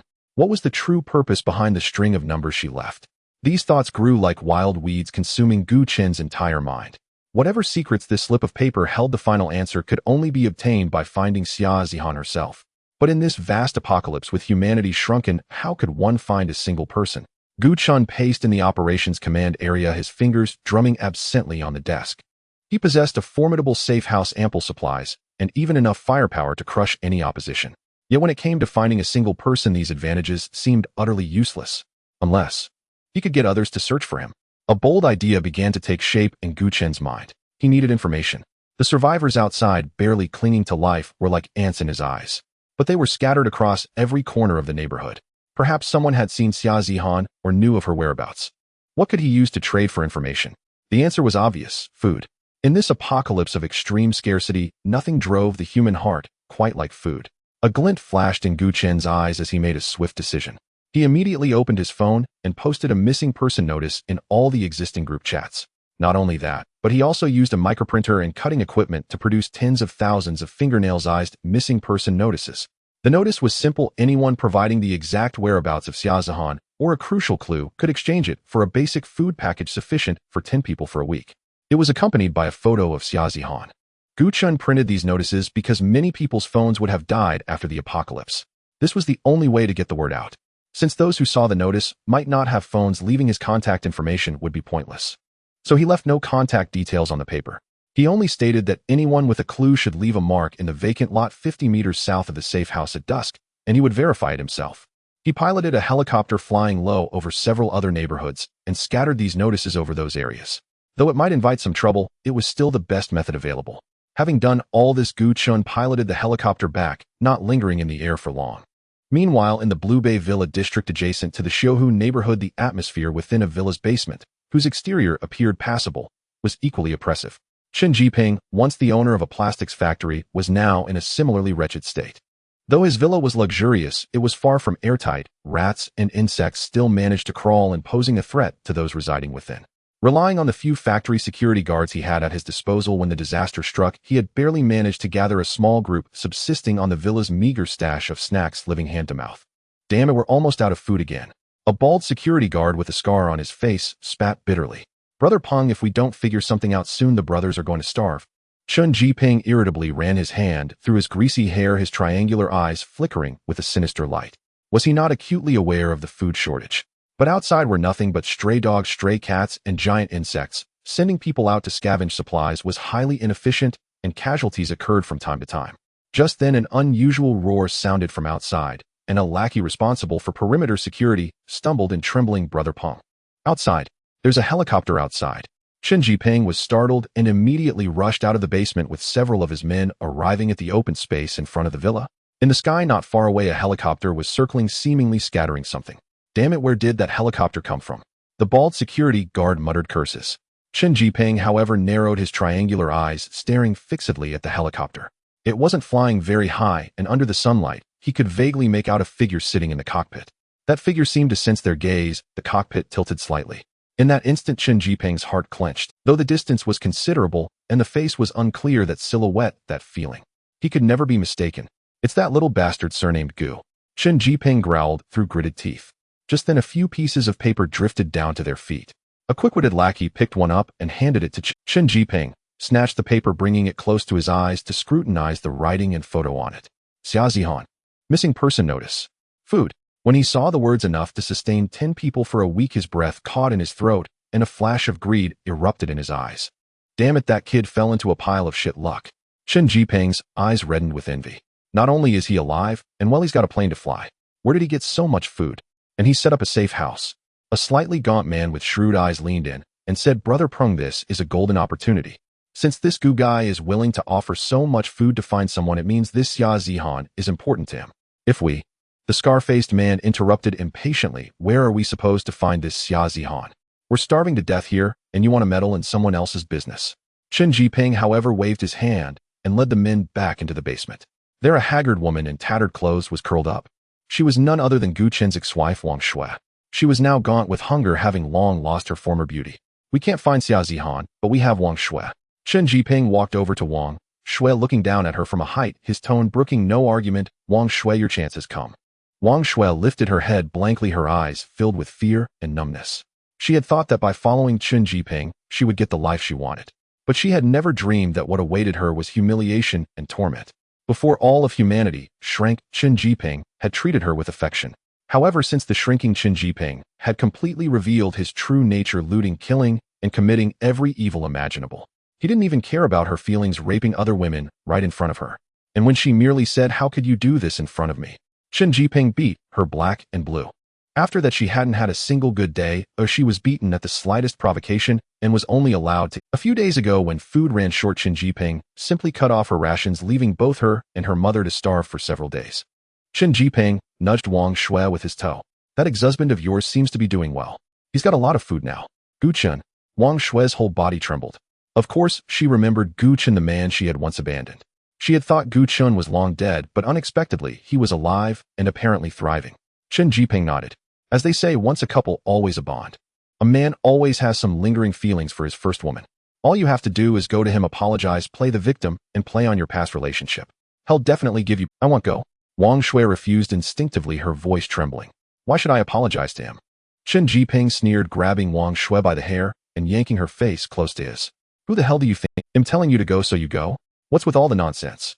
If you dare disobey me, I'll throw you out to feed the rat. After threatening her, Chen Jiping began to cajole Wang Shui. We have no food left now. If you don't go to him for food, we'll all starve to death. If you can get food from him, we can all survive. Call him now. Video call him directly. I. Wang Shui's lips quivered, unable to speak. Damn it, I said make the call. You want to die dawdling like that? Chen Jiping slapped her across the face, making her groan in pain as tears threatened to fall. The scar-faced man chimed in viciously, Brother Peng is right. Don't be ungrateful. Look at the situation we're in. Just being alive is a blessing. Asking you to beg your ex-husband for food is us doing you a favor. Another man with a sharp chin and monkey-like features said sarcastically, exactly. Who are you trying to act all high and mighty for? When you got with Brother Peng, you weren't this coy. At that moment, a middle-aged woman, also gaunt, but still relatively neatly dressed, pushed her way over. It was Wang Shui's mother, Zhao Yakin. She grabbed Wang Shui's arm urgently. Xiao Xue, call him. Call Gu Chen right now. Your mother is starving to death. Can you bear to watch your own mother die? Mom. Looking at her mother's face twisted by hunger and fear, Wang Shui's last line of defense crumbled. Yes, this was no time for pride or dwelling on the past. Survival was what mattered most. After all, Gu Chen had been her husband. Even if she had betrayed him, surely he couldn't bear to watch her starve to death. Once a couple, always a bond. She didn't believe Gu Chen could be so heartless. Wang Shui pressed the video call button with trembling fingers. Everyone in the basement held their breath, a dozen pairs of eyes fixed on the enormous phone screen, as if it were a portal to paradise. Beep. Beep. The prolonged waiting tone struck the tense nerves of the crowd with each ring. Wang Shui's heart leaped into her throat, her palms drenched in cold sweat. Just as she was about to despair, thinking no one would answer, the screen suddenly lit up. A man appeared in the video. He leaned back in a spacious, comfortable chair, the background seemingly a room brimming with technology, bright and immaculate, nothing like the apocalypse. He wore a clean black combat suit, his countenance stern, his gaze as calm as an unfathomably deep pool of frigid water. He was even leisurely chewing on a piece of beef jerky that looked and smelled tantalizing. At the sight of the beef jerky in Gu Chen's mouth, everyone in the basement widened their eyes, their gazes filled with greed and longing. Wang Shui swallowed her saliva and said, Gu Chen. I am Wang Shui. What's the matter? Gu Chen asked in a flat, emotionless tone. His voice transmitted through the electric current betrayed no feeling. Wang Shui forced a smile more pitiful than a cry, deliberately feigning fragility and humility. Gu Chen, I'm sorry. I know I was wrong. It was my fault before. I shouldn't have divorced you. Can you forgive me? Oh, so what do you want? Gu Chen asked expressionlessly. He knew Wang Shui's character all too well. Not only was her worldview twisted, but she was also extremely arrogant. It was absolutely impossible for her to come and apologize on her own. Now that she suddenly sought him out to apologize, she must have ulterior motives. Sure enough, as soon as Gu Chen spoke, Wang Shui immediately revealed her true intentions. I heard you have a lot of food. Is that true? Gu Chen nodded. Yes, I not only have a large stockpile of food, but also a miniature safe house that provides me with a comfortable living environment. I live very well in the safe house. Not only am I sheltered from the sun and rain, but am also free from the intrusion of rats and insects. As he spoke, Gu Chen picked up his phone, deliberately aiming the camera at the room to show Wang Shui the details inside. Through the images transmitted by the phone camera, Wang Shui and the others could clearly see the room's layout. Sofa, coffee table, dining table, chairs, wine cabinet. All kinds of furniture were fully available. The size of this furniture was just right for the now shrunken Gu Chen, neither too big nor too small. This was clearly not furniture used by people before the apocalypse, but miniature furniture specially customized by Gu Chen according to the shrunken human size. At that moment, Wang Shui and Chen Jiping finally understood why Gu Chen had sold his house and shops to manufacture so many toys earlier. So he had known all along that humans would shrink and was preparing for it in advance. The camera panned around the room and finally settled on the coffee table in front of Gu Chen. The coffee table was laden with a vast amount of food. Among them were steak, red wine, and even a crawfish. For the shrunken humans, this crawfish was as big as a lobster, enough to make a person eat until they had to lean against the wall. Seeing the table full of sumptuous food, everyone in front of the screen drooled with desire. Wang Shui wiped her saliva and said with deep regret, Gu Chen, I really regret divorcing you now. I've been suffering ever since. My mother and I haven't eaten for days. If we don't get something soon, we'll starve to death. Gu Chen, for the sake of our past marriage, could you send us some food? At this point, seeing no reaction from Gu Chen, she boldly made her demands. I'm not asking for anything fancy. Just give me some of the crawfish steak and red wine you showed earlier. Oh, and by the way, at least 100 servings, or it won't be enough for me. After speaking, Wang Shui swallowed. Her greedy expression was impossible to conceal. Gu Chen cast a cold glance at Wang Shui. He knew it. This wretch was after the food. And she dared to make such an outrageous demand. What a wishful thinker. Who do you think you are? Why should I give you anything? Gu Chen refused bluntly. Gu Chen, we were husband and wife after all. How can you be so heartless? Don't you have any marital affection for me? Wang Shui said pitifully. Marital affection. When you betrayed me, why didn't you think about marital affection? Gu Chen sneered. Wang Shui retorted with righteous indignation. Even if I betrayed you, you can't treat me like this. I just made a mistake that every woman makes. Do you have to be so ruthless? And I've already apologized. What more do you want from me? Besides, setting the facts aside, aren't you at fault too? As they say, it takes two to tango. Why don't you look at your own problems? Wang Shui, you're truly beyond redemption. Gu Chen shook his head in disgust and hung up the phone. Gu Chen, wait. Wang Shui wanted to say more, but the video call had already ended. Slap. Chen Jiping slapped Wang Shui across the face. I told you to beg Gu Chen for food, not to piss him off. Zhao Yakin also chimed in to criticize Wang Shui. Xiao Shui, it's not that I'm blaming you, but this is your fault. We're all starving, and Gu Chen's food is our only hope for survival. How could you say something to anger him? What did I say wrong? I just made a mistake every woman makes. Can't he be magnanimous and forgive me? Wang Shui retorted defiantly. Go to hell. You bitched. Chen Jiping kicked Wang Shui, sending her sprawling to the floor. Then he rained punches and kicks on her, venting his fury. Stop hitting me. Stop. They'll beg him again. They'll beg him again, okay? Chen Jiping finally ceased his assault. Wang Shui picked up her phone and redialed the video call. Soon the video connected again. What now? Gu Chen asked impatiently on the other end. Wang Shui hurriedly apologized. I'm sorry, Gu Chen. I shouldn't have said those things. Please forgive me. I'm really starving to death now. Please just be kind and give me some food. I don't need steak or crawfish anymore. Anything to fill my stomach will do. Looking at Wang Shui's bruised and swollen face in the camera, Gu Chen's lips curled into a barely perceptible smile. It's not impossible for me to give you some food. A stifled intake of breath echoed in the basement. Chen Jiping's eyes lit up instantly. Wang Shui's heart leaped with joy. Indeed, Gu Chen still cherished the past. However, Gu Chen's tone turned icy as he said, You'll have to kneel before me. What? Wang Shui thought she had misheard. I said kneel. Gu Chen's voice carried a faint mockery, like a dog kneel before the camera and beg me properly. If you beg to my satisfaction, I might consider tossing you a few scraps. Wasn't she Wang Shui so arrogant? Then let her kneel and beg like a dog. That was the best way to humiliate her.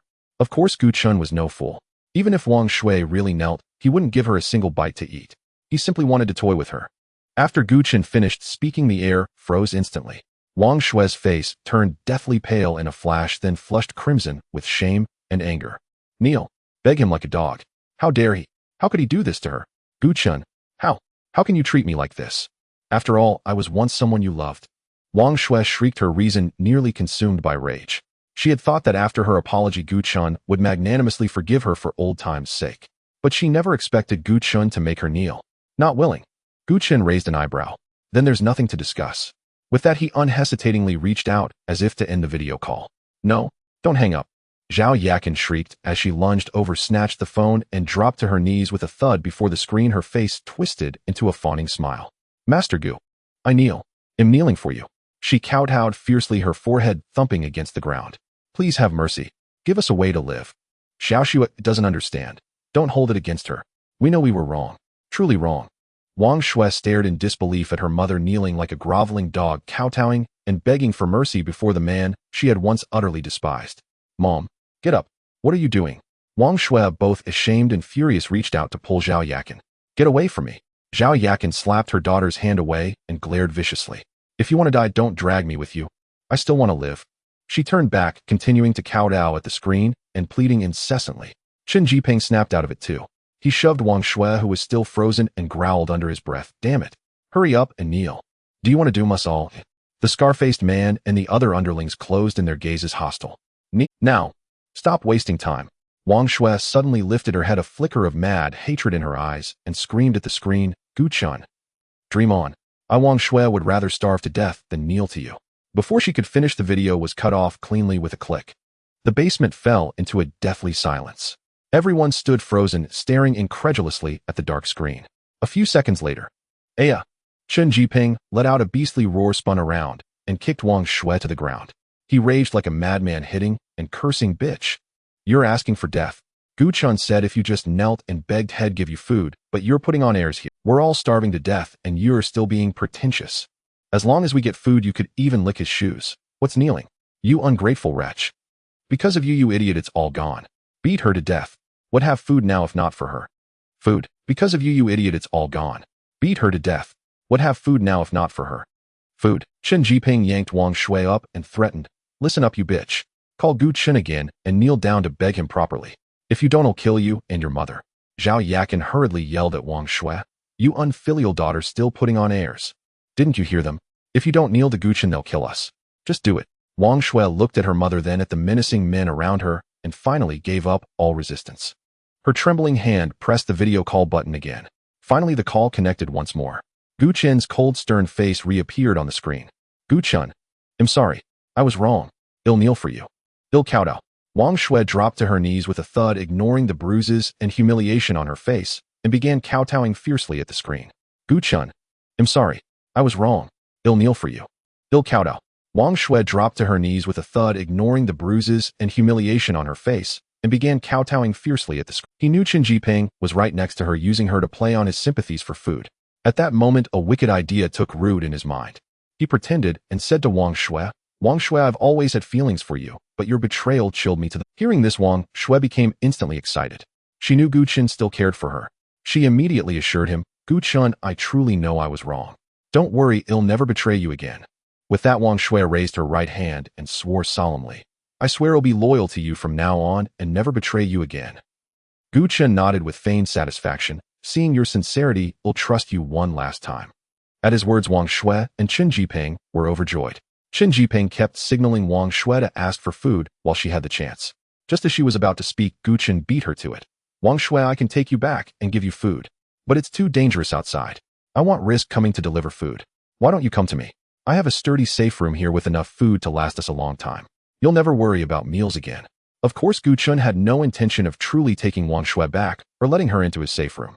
He said this only to make her a target, deliberately setting a trap for her. Hearing this, Wang Shui was ecstatic. Great. He'll come right away. Take me. Take me. Xia Zihan exclaimed excitedly too.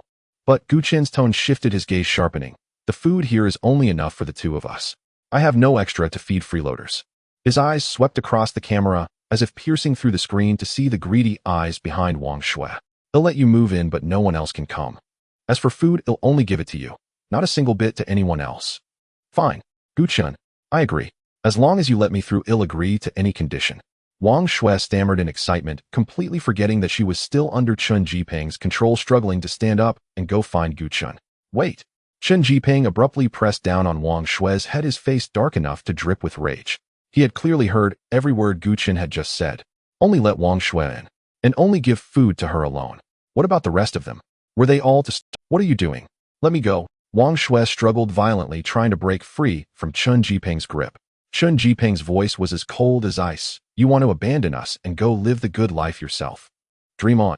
Wang Shui bit down hard on Chen Jiping's hand. He screamed in pain and instinctively let go. Wang Shui took the chance to run toward the door. Stop her. Chen Jiping immediately shouted. His gang of lackeys quickly chased after Wang Shui. Driven by survival instinct, Wang Shui unleashed tremendous potential and soon reached the door. But just as she was about to escape, a figure blocked her path, intercepting her. That figure was none other than her own mother, Zhao Yakin. Mom, why are you stopping me too? Wang Shui looked at Zhao Yakin in disbelief. Zhao Yakin slapped Wang Shui across the face and said coldly, You still have the nerve to call me mom. When Gu Chen said had only let you through, you didn't think of me as your mother then. Wang Shui covered her face and said pitifully, That was Gu Chen's condition, I had no choice. I have to listen to Gu Chen or he'll starve too. You're my mom. How can you bear to see me starve to death? Zhao Yakin scolded. You ungrateful, unfilial daughter. You know I'm your mother, yet you can bear to see me starve. You've lived a long life already. Oh, what's wrong with dying a little? I'm still young. Wang Yao said matter-of-fact. At that moment, Lu Huaqiang's brothers surrounded Wang Shui and immediately began punching and kicking her. Damn it. You bitched. Trying to escape. No way. Beat her. Teach this wench a lesson. Zhao Yakin stood nearby, watching her own daughter being brutally beaten, her face showing not a trace of pity, but rather a look of satisfaction. When Wang Shui agreed to Gu Chen's conditions, she hadn't even thought of her mother. Otherwise, she wouldn't have so readily accepted Gu Chen's demands and decisively abandoned her to flee. Since this daughter was so heartless, why should she pity such an unfilial child? Gu Chen, listen up. After beating Wang Shui black and blue, Chen Jiping snatched the phone and roared at the screen. Wang Shui is in our hands. If you want her to live, bring us food. Enough for all of us for a month. Otherwise, I'll kill her right now. On the other end of the video, the faint softness on Gu Chen's face vanished, instantly replaced by undisguised coldness and mockery. Use her to trade for food. Gu Chen sneered. Chen Jiping, are you overestimating her worth?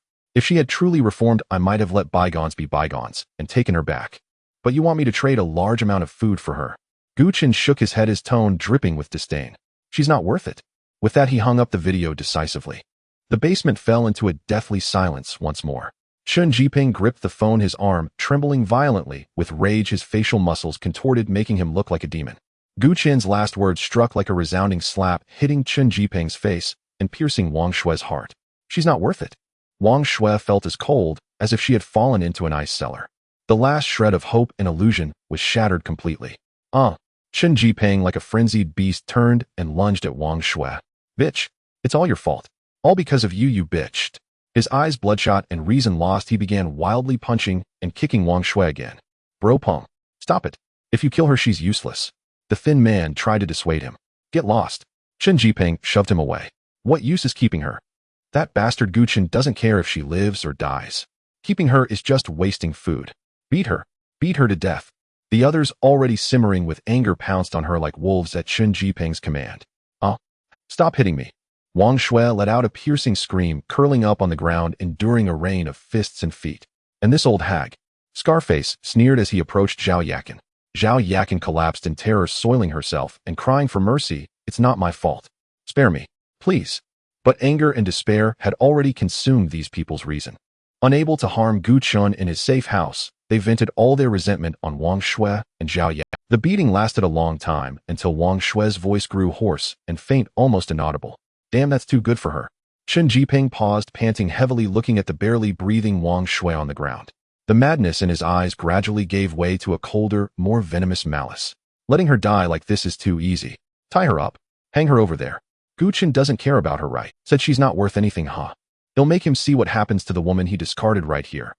With that, Chen Jiping pulled a sharp knife from his waist, weighing it in his hand, its blade glinting coldly Bropum, what are you? Scarface hesitated. Disfigure her face, Chen Jiping said in a terrifyingly calm tone. Let her remember for life what happens when she betrays me. He walked step by step toward Wang Shui, who was hanging and unconscious, raising the knife.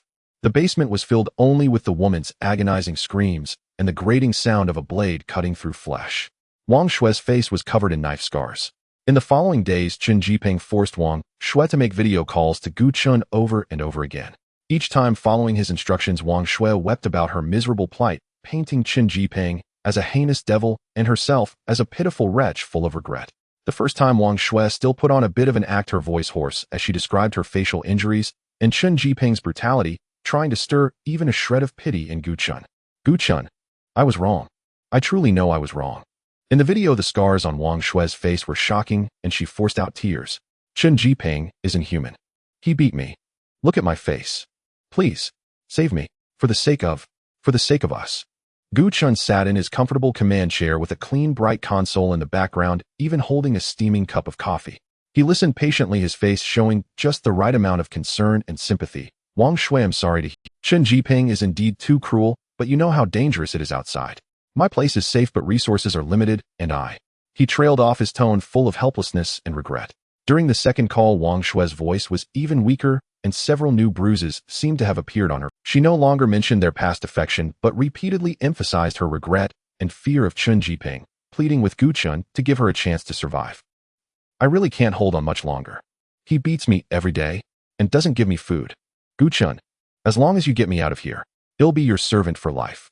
He'll do anything. Her sobs sounded much more genuine, now trembling with despair. Gu Chun gently swirled his coffee cup, savoring this belated trial he had orchestrated. A live broadcast starring his ex-wife in a melodrama of suffering, TCH. After a long moment, Gu Chun set down the cup, his brows slightly furrowed, as if in deep thought. Wang Shui, I really want to save you. Truly. But I'm alone and powerless. I can't possibly fight Chen Jiping and his men. Gu Chen's tone was earnest, as if he genuinely cared for Wang Shui's well-being. Yet in his heart, a completely different sentiment brewed. Watching Wang Shui's disfigured face and her desperate expression, Gu Chun felt not a shred of sympathy, but a surge of vengeful satisfaction. The more Wang Shui suffered, the more exhilarated he felt. That was the thrill of revenge. The third time, the fourth time. With each call, Wang Shui grew more haggard and more abject. Her complaints became increasingly real as Chen Jiping's patience waned and his torment of her intensified. She began to describe in detail how she was abused, how she went hungry, how she lived in constant fear. And Gu Chun continued to play the role of the well-meaning ex-husband who was willing but powerless. At times he expressed sympathy, at times concern, and at other times he claimed he was unable to help, offering impeccable excuses with perfectly calibrated tones. In the basement, Chen Jiping's face grew darker, the murderous glint in his eyes intensifying. Listening to Gu Chen's hypocritical nonsense and Wang Shui's increasingly feeble pleas, his rage and despair grew like wild weeds. Finally, after Wang Shui's call failed yet again, brushed off by Gu Chun with the excuse that he needed more time to think it over, as this was no small matter, Chen Jiping completely lost his temper. Enough. He kicked over the shabby table in front of him with a loud crash. Damn it. That bastard Gu is toying with us. His bloodshot eyes swept over every hungry-looking henchman in the basement. Relying on that bitch to plead for us is useless. That bastard Gu never intended to give us a way out. Then, what do we do, Brother Pong? Asked Scarface, licking his cracked lips, his voice hoarse. What do we do? Chen Jiping's face twisted with ferocity. If you want give, well, take. Take. I heard that the guys in Xiaohu compound, hundreds of them, lost over 100 to that iron turtle of his. A frontal assault won't work, interjected the shrewd, thin man. Nicknamed Monkey, he had been an accountant in Chen Jiping's factory and was quick-witted. With our numbers would be nothing more than a snack for him. Damn it, are we just supposed to wait here to die? Chen Jiping roared, then a sudden gleam flashed in his eyes. Right, isn't he looking for someone? A woman named Xia Zihan. Monkey's eyes lit up. Yes, Brother Pong. The leaflets he dropped from the plane. A missing person notice for Xia Zihan. And a hefty reward. 10 people's food for a week. What does that tell us? It means Xia Zihan is very important to him. Extremely important. Scarface sneered. That cold little bastard didn't know he was such a romantic. A romantic is good, Chen Jiping said with a sinister grin. A weakness makes things easier. But where do we find this Xia Zihan? Scarface poured cold water on the idea. If we can't find her, can't we just trick him? Monkey leaned in, lowering his voice. He cares so much about her. If we tell him we have Xia Zihan, hell, definitely. Chen Jiping narrowed his triangular eyes, his mind racing. The plan sounded feasible, but was fraught with Gu Chun was as cunning as a fox. If they were found out, and with their limited numbers, even if they lured Gu Chen out, they might not be able to take him down. Manpower, right? A name suddenly came to him. Lu Huaqiang. That man must harbor a deep hatred for Gu Chun and would surely want him dead. He could be recruited to join forces against Gu Chun. Monkey, Chen Jiping addressed the thin man. You're sharp and resourceful. Do you dare to go to Shouhu compound for me? Monkey was taken aback, but quickly nodded obsequiously. Whatever you command, Brother Peng ID, go through fire and water. What do you need me to do? Find a man named Lu Huaqiang. I heard that guy once led a group to attack Gu Chun, but ended up badly burned. He must hate that bastard to the core. Tell him that Chen Jiping from the Villa District wants to discuss a big deal with him. Monkey dared not dally. Pocketing a few crumbs of biscuits, he slipped out of the Villa District under cover of night and made his way toward the neighboring Shouhu compound. The job was risky, but he knew that if he pulled it off, he'd have a good life under Chen Jiping's wing. Relying on his wits and a vague memory of the terrain, Monkey carefully avoided danger, and by the early hours of the next morning found the dilapidated temporary camp, where Lu Huaqiang and his men were hiding. Who goes there? As Monkey approached, several men armed with sharp weapons surrounded him, led by the grim-faced Lu Huaqiang. Don't attack. I'm one of you. Monkey quickly raised his hands, forcing a smile. I'm sent by Brother Chen Jiping from the Villa District. I need to discuss something with your boss, Lu Huaqiang. Lu Huaqiang eyed Monkey suspiciously. I'm Lu Huaqiang. What does Chen Jiping want with me? Monkey stepped closer, lowering his voice. Brother Chang, let's not beat around the bush. Brother Peng knows about your grudge with that bastard Gu. The enemy of my enemy is my friend, right? At the mention of Gu Chun, Lu Huaqiang's eyes turned vicious. What are you getting at? Brother Peng wants to join forces to take down Gu Chun. Monkey said. Lu Huaqiang replied. That guy isn't easy to deal with. He's built not only an impenetrable safe room, but also a miniature tank. Monkey continued. We can't take him hidden, but we can outsmart him. That kid has been looking for a woman named Xia Zihan and offering a huge reward. If he's willing to give so much for a clue, then that woman's value to him must be immeasurable. Exactly. Monkey's eyes sparkled with excitement. Brother Peng means we join forces, claim we have Xia Zihan, and lure him out. Then we trick him to the spot we've chosen. Once he's outstripped of his turtle shell, we surround him from both sides. He won't have a chance to escape. His supplies, his weapons, they'll all be ours. Lu Huaqiang fell silent, his gaze flickering uncertainly. The terror of Gu Chen's tank was still vivid, but the prospect Monkey painted was too tempting. Food, weapons, and a chance for revenge. After a long pause, Lu Huaqiang finally gritted his teeth, a ruthless look crossing his face. Fine, let's do it. Damn it, I've had it with that guy. Tell me what's the plan. The two huddled together, whispering their scheme in the dim light. The location was set at an abandoned small park between two residential areas with complex terrain featuring rockeries and dense shrubs, perfect for an ambush.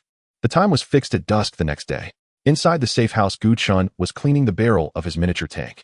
These days, aside from routine monitoring of the outside world, he spent most of his time studying the mysterious note. 110-1243-79-72. He murmured the next unverified set of numbers. January 10th, the lakeside of Xiao Lake, 72 people. If this prophecy was true, it meant tomorrow at the same place, he would once again unleash a massacre. Why? What would happen? Just then, Gu Chen's phone screen suddenly vibrated. Gu Chen immediately checked and found a text from an unknown number. Gu Chen, Xia Zihan is in our hands. If you want her to live, come to the back of the rockery by the lake at dusk tomorrow. Come alone. Bring enough food to feed 20 of us for a month. Try any tricks or be late, and you'll be collecting her corpse. Gu Chen's eyes fell on the meeting point demanded in the note. Behind the rockery by the lake. The lake. He jerked his head up, staring at the note from Xia Zihan pinned to the wall. His gaze locked precisely onto one line of numbers. 110-1243-7972. January 10th, Oshio Lake District, Lakeside, 72 dead. The date was tomorrow, the location the lakeside. And this ransom note set the same time. Dusk tomorrow, at the same place. Coincidence? Or the script of fate? Gu Chen narrowed his eyes. This was 99% a trap, a clumsy ploy to lure him from the safe house. But, what if that 1% chance was real? To Gu Chen, Xia Zihan was more than someone who might know the truth. She was an unresolved obsession. That string of mysterious numbers was like a key, and Xia Zihan might be the lock. Gu Chen had to go. Not just for the faint hope of saving her, but for verification, for answers. He wouldn't take the tank. Too big a target, too much noise. The off-road vehicle was a better choice, sturdy enough and agile enough. The next day at dusk, the sunset dyed the sky an eerie orange. Gu Chen slid into the driver's seat and started the engine. A low rumble echoed in the enclosed space. Whoever you are, I hope your surprise is interesting enough to pique my curiosity. The safe house's basement door slowly opened. Gu Chun drove the off-road vehicle out, heading steadily toward the man-made lake at the center of the district. The rockery by the lake grew closer, a grotesque, disproportioned structure of cement and stone that now resembled a lurking beast. The surroundings were too quiet. Even the chirping of insects had ceased. Gu Chun stopped the car about 50 meters from the rockery, keeping the engine running. He could sense countless eyes watching him from the shadows. "Come out, Chen Jiping." Gu Chen's voice rang out through the external speaker, calm and unruffled. "I've brought everything. Where's the girl?" A stir came from behind the rockery and in the surrounding bushes, but no one answered. Gu Chen sneered. A trap as expected. Even their act was amateurish.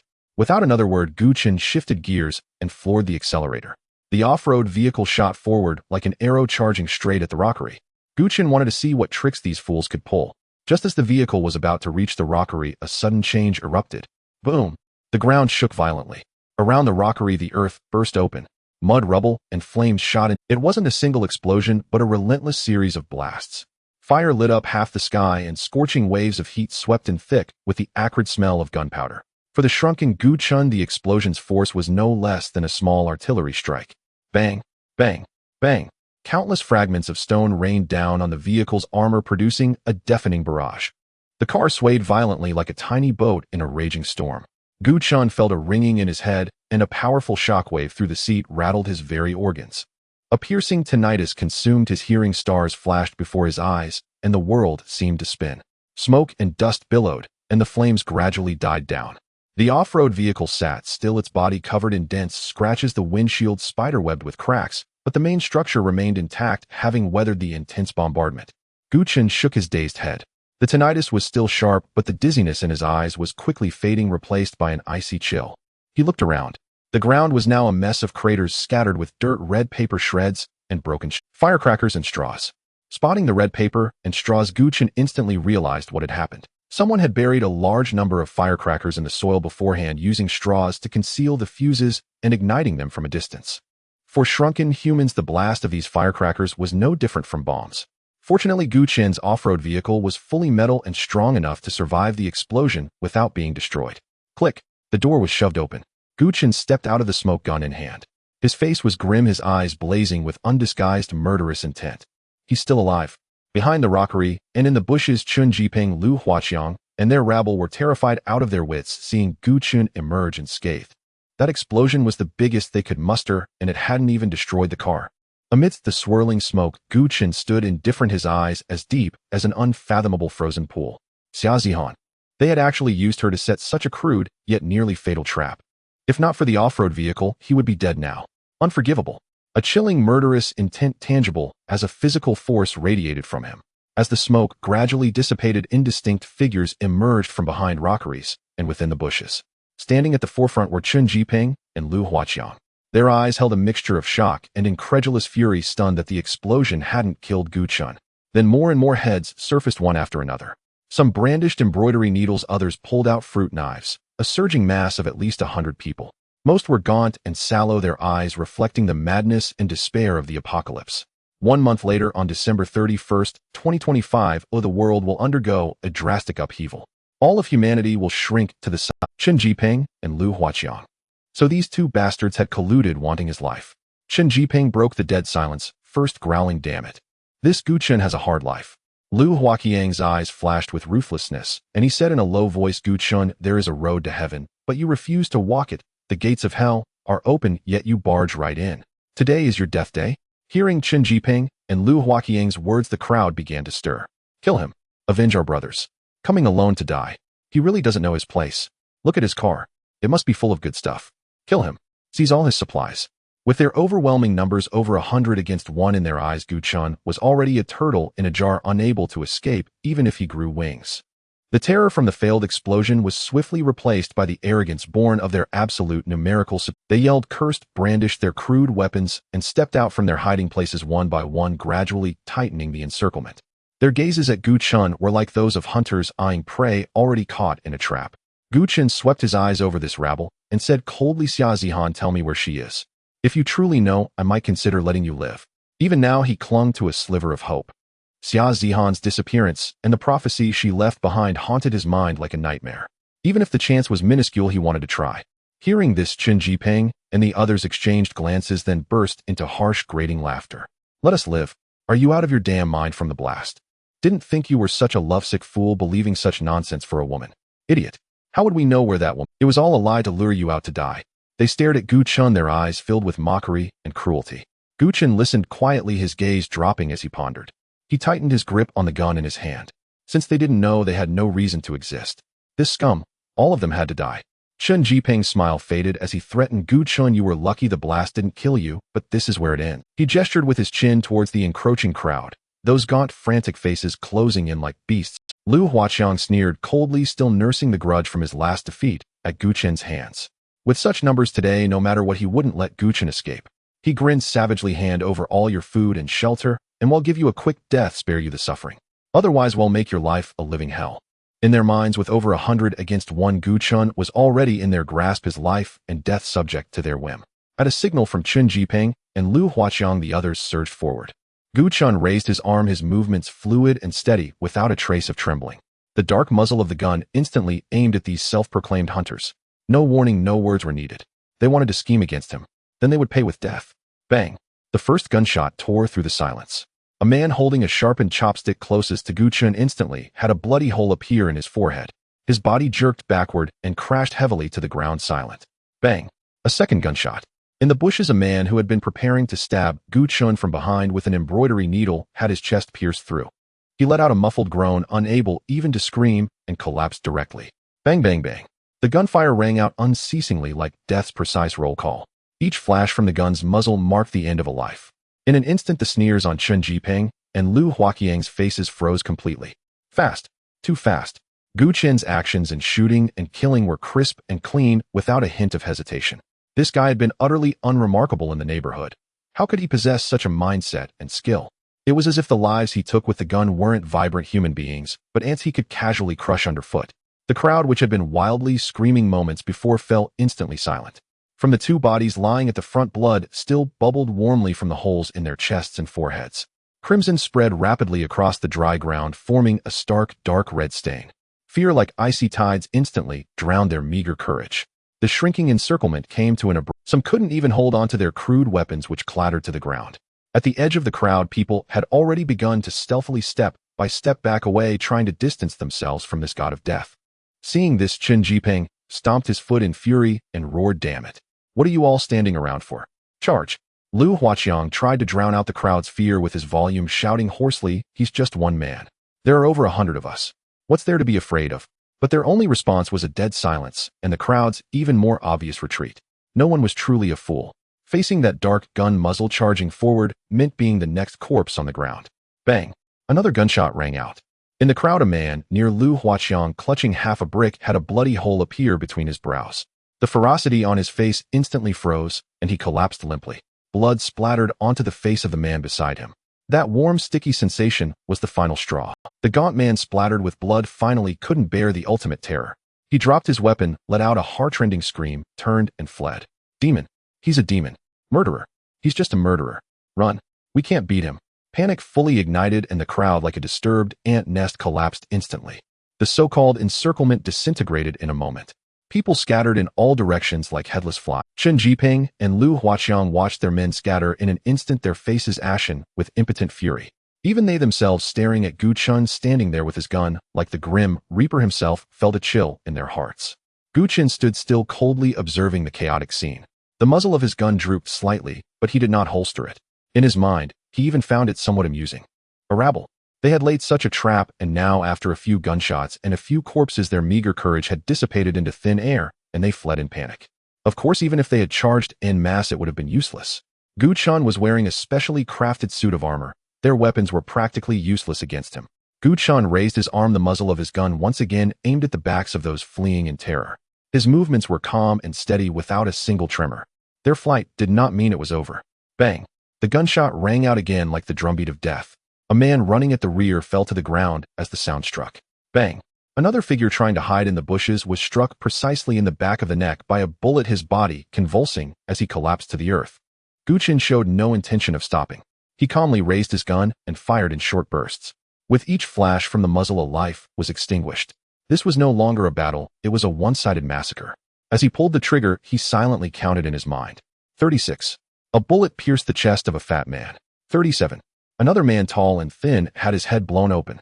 Gu Chen's face was expressionless, but the note Xia Zihan had left him was vividly clear in his mind. The fourth line. 110, 124,379, 72. January 10th, the lakeside 72 people. The numbers from the prophecy seemed to be materializing by his own hand. Seeing that the situation was hopeless, Chen Jiping and Lu Huaqiang no longer cared about their men. Chen Jiping's voice trembled as he roared, "Hold the line. Hold the damn line." He yelled, but even as he did, he ran headlong towards a cluster of abandoned buildings away from the lake, never looking back.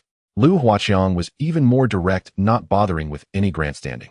Seizing the moment when Gu Chen's gun was aimed elsewhere, he suddenly crouched low and dove deep into a denser thicket of bushes on the other side. Fear had completely crushed this group. Survival was their only thought now. Gu Chen's gun remained steady. Like the most precise of hunters, he calmly reaped every moving target within his field of vision. The number in his mind kept climbing. 69. 70. Two more fleeing men collapsed into... He was only too short of the prophesied number. Just then a sudden change occurred. Meow. A tremendous cat's cry echoed from the shadows of the ruins. Immediately after, a colossal being burst onto this bloody battlefield. It was a cat. An incredibly huge orange tabby cat. This orange cat was much larger than any they had seen before, clearly having been well fed. In the eyes of Gu Chen and the others, now shrunk to a tiny size, it was like a prehistoric beast, at least 5 or 6 meters tall at the shoulder. It pounced swiftly on a man running blindly in panic. The man didn't even see what it was before the orange cat clamped its jaws around his upper body. Crunch. The sickening sound of bones breaking was clearly audible. The man didn't even have a chance to scream before his body was flung aside like a rag doll by the orange cat, blood and entrails splattering everywhere. The scene instantly became even more chaotic and terrifying. The sudden appearance of the orange cat caused a shock that surpassed even the gunfire from Gu Chen moments before. Gu Chen's pupils contracted sharply. He had previously used others to poison some of the pet cats and dogs, but he hadn't thought there would still be one left. Killing these people was important, but his own life was more so. He wasn't in an aircraft now, and the gun in his hand was no threat to the orange cat. If it targeted him, he would be dead for sure. Without hesitation, he turned and strode quickly towards the off-road vehicle not far away. The vehicle's body was covered in dense scratches from the firecracker explosions, and the windshield was cracked like a spiderweb, but its overall structure was still intact. The orange cat seemed more interested in the corpses on the ground and hadn't noticed Gu Chen yet. He quickly opened the door and sat down in the driver's seat. The engine roared back to life with a low growl. His gaze swept one last time over the battlefield, which looked like a scene from hell. Corpses everywhere, drifting smoke, and the enormous orange cat tearing at a body. The prophesied 72 people were still too short. But this was clearly not the time to dwell on that. Gu Chen hesitated no longer. He slammed down on the accelerator, and the battered off-road vehicle spun around, speeding off towards the location of his safe house.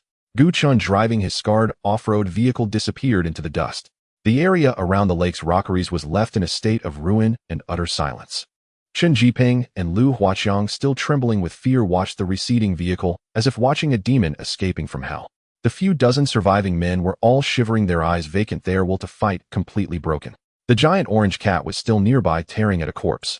The sound of it crunching bones was eerily clear in the silence, sending chills down one's spine. Chen Jiping and Lu Huaqiang, still trembling with fear, watched the receding vehicle as if watching a demon. Chen Jiping snapped out of it too. Ignoring the bodies on the ground and the terrifying giant cat, he led the remaining men, stumbling and crawling, fleeing into the shadows of the abandoned buildings in the direction opposite to Gu Chen's.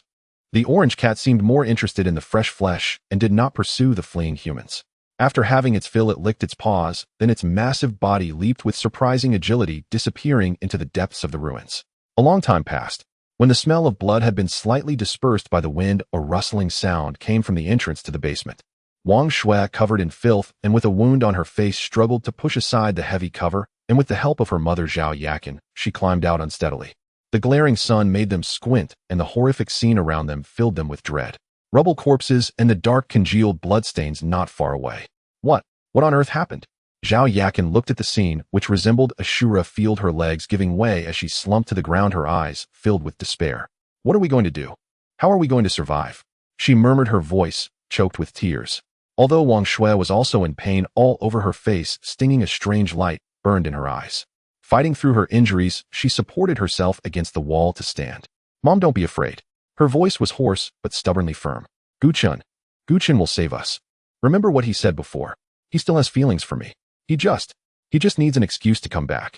Zhao Yakin was stunned for a moment, and a flicker of hope reignited in her heart. Wang Shui was exceptionally resolute. Gritting her teeth, she said, Gu Chen agreed to let me in before. He's only being forced by Chen Jiping for now. Now that Chen Jiping has fled, if we go to him, he will surely take us in. Zhao Yakin looked up, gazing at the horrifying scar on her daughter's face and the unnatural fervor in her eyes. She felt a pang of doubt, sensing that Gu Chen had been toying with them earlier. Zhao Yakin asked hesitantly, is he really willing? Wang Shui declared unequivocally, he will. He definitely will. He hates me, but he cares about me more. Why else would he keep answering my video calls? Why would he still pretend to care about me? He just wants to see me regret it. He wants me to beg him. Now that we're going to him, we're giving him face, hell softened for sure. Zhao Yakin found the reasoning increasingly plausible. Besides, where else could the mother and daughter turn but to Gu Chen? The outside world was too dangerous. Without food or protection, they couldn't survive.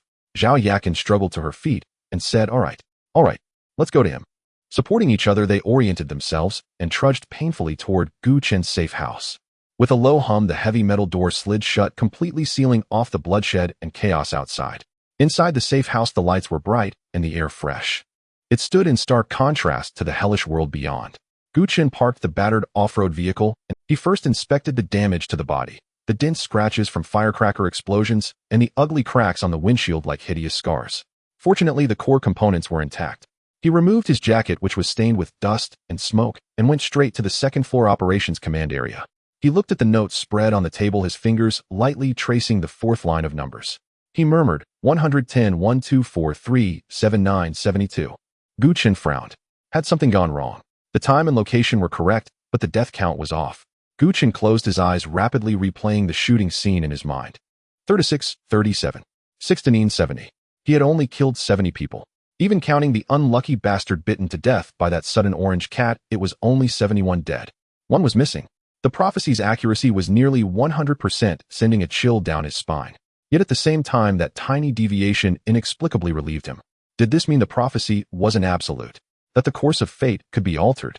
The fact that Xia Zihan, whom he knew, had mysteriously vanished and become a great prophet, only made his skin crawl. But who was Xia Zihan really? Was she still the same Xia Zihan he knew?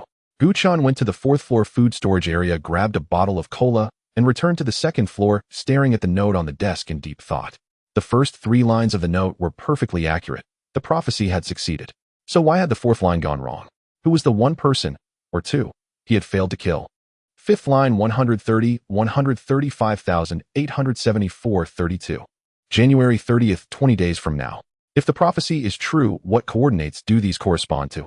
Why would I go there? Gu Chen was baffled, rubbing his brow. He urgently needed to find Xia Zihan to uncover the truth behind all this. This eerie feeling completely consumed him, especially since the prophecy had failed today. Just then, the external surveillance system emitted a soft alert. Gu Chen froze and quickly looked at the screen. 2 staggering figures appeared on the monitor. They were ragged, covered in grime, and leaning on each other as they approached the safe house's main door. It was Wang Shui and Zhao Yakin. Gu Chen raised an eyebrow. They're still alive. He had assumed that after Wang Shui and her mother lost their usefulness, Chen Jiping would have killed them outright. He never expected them to survive, and even come knocking.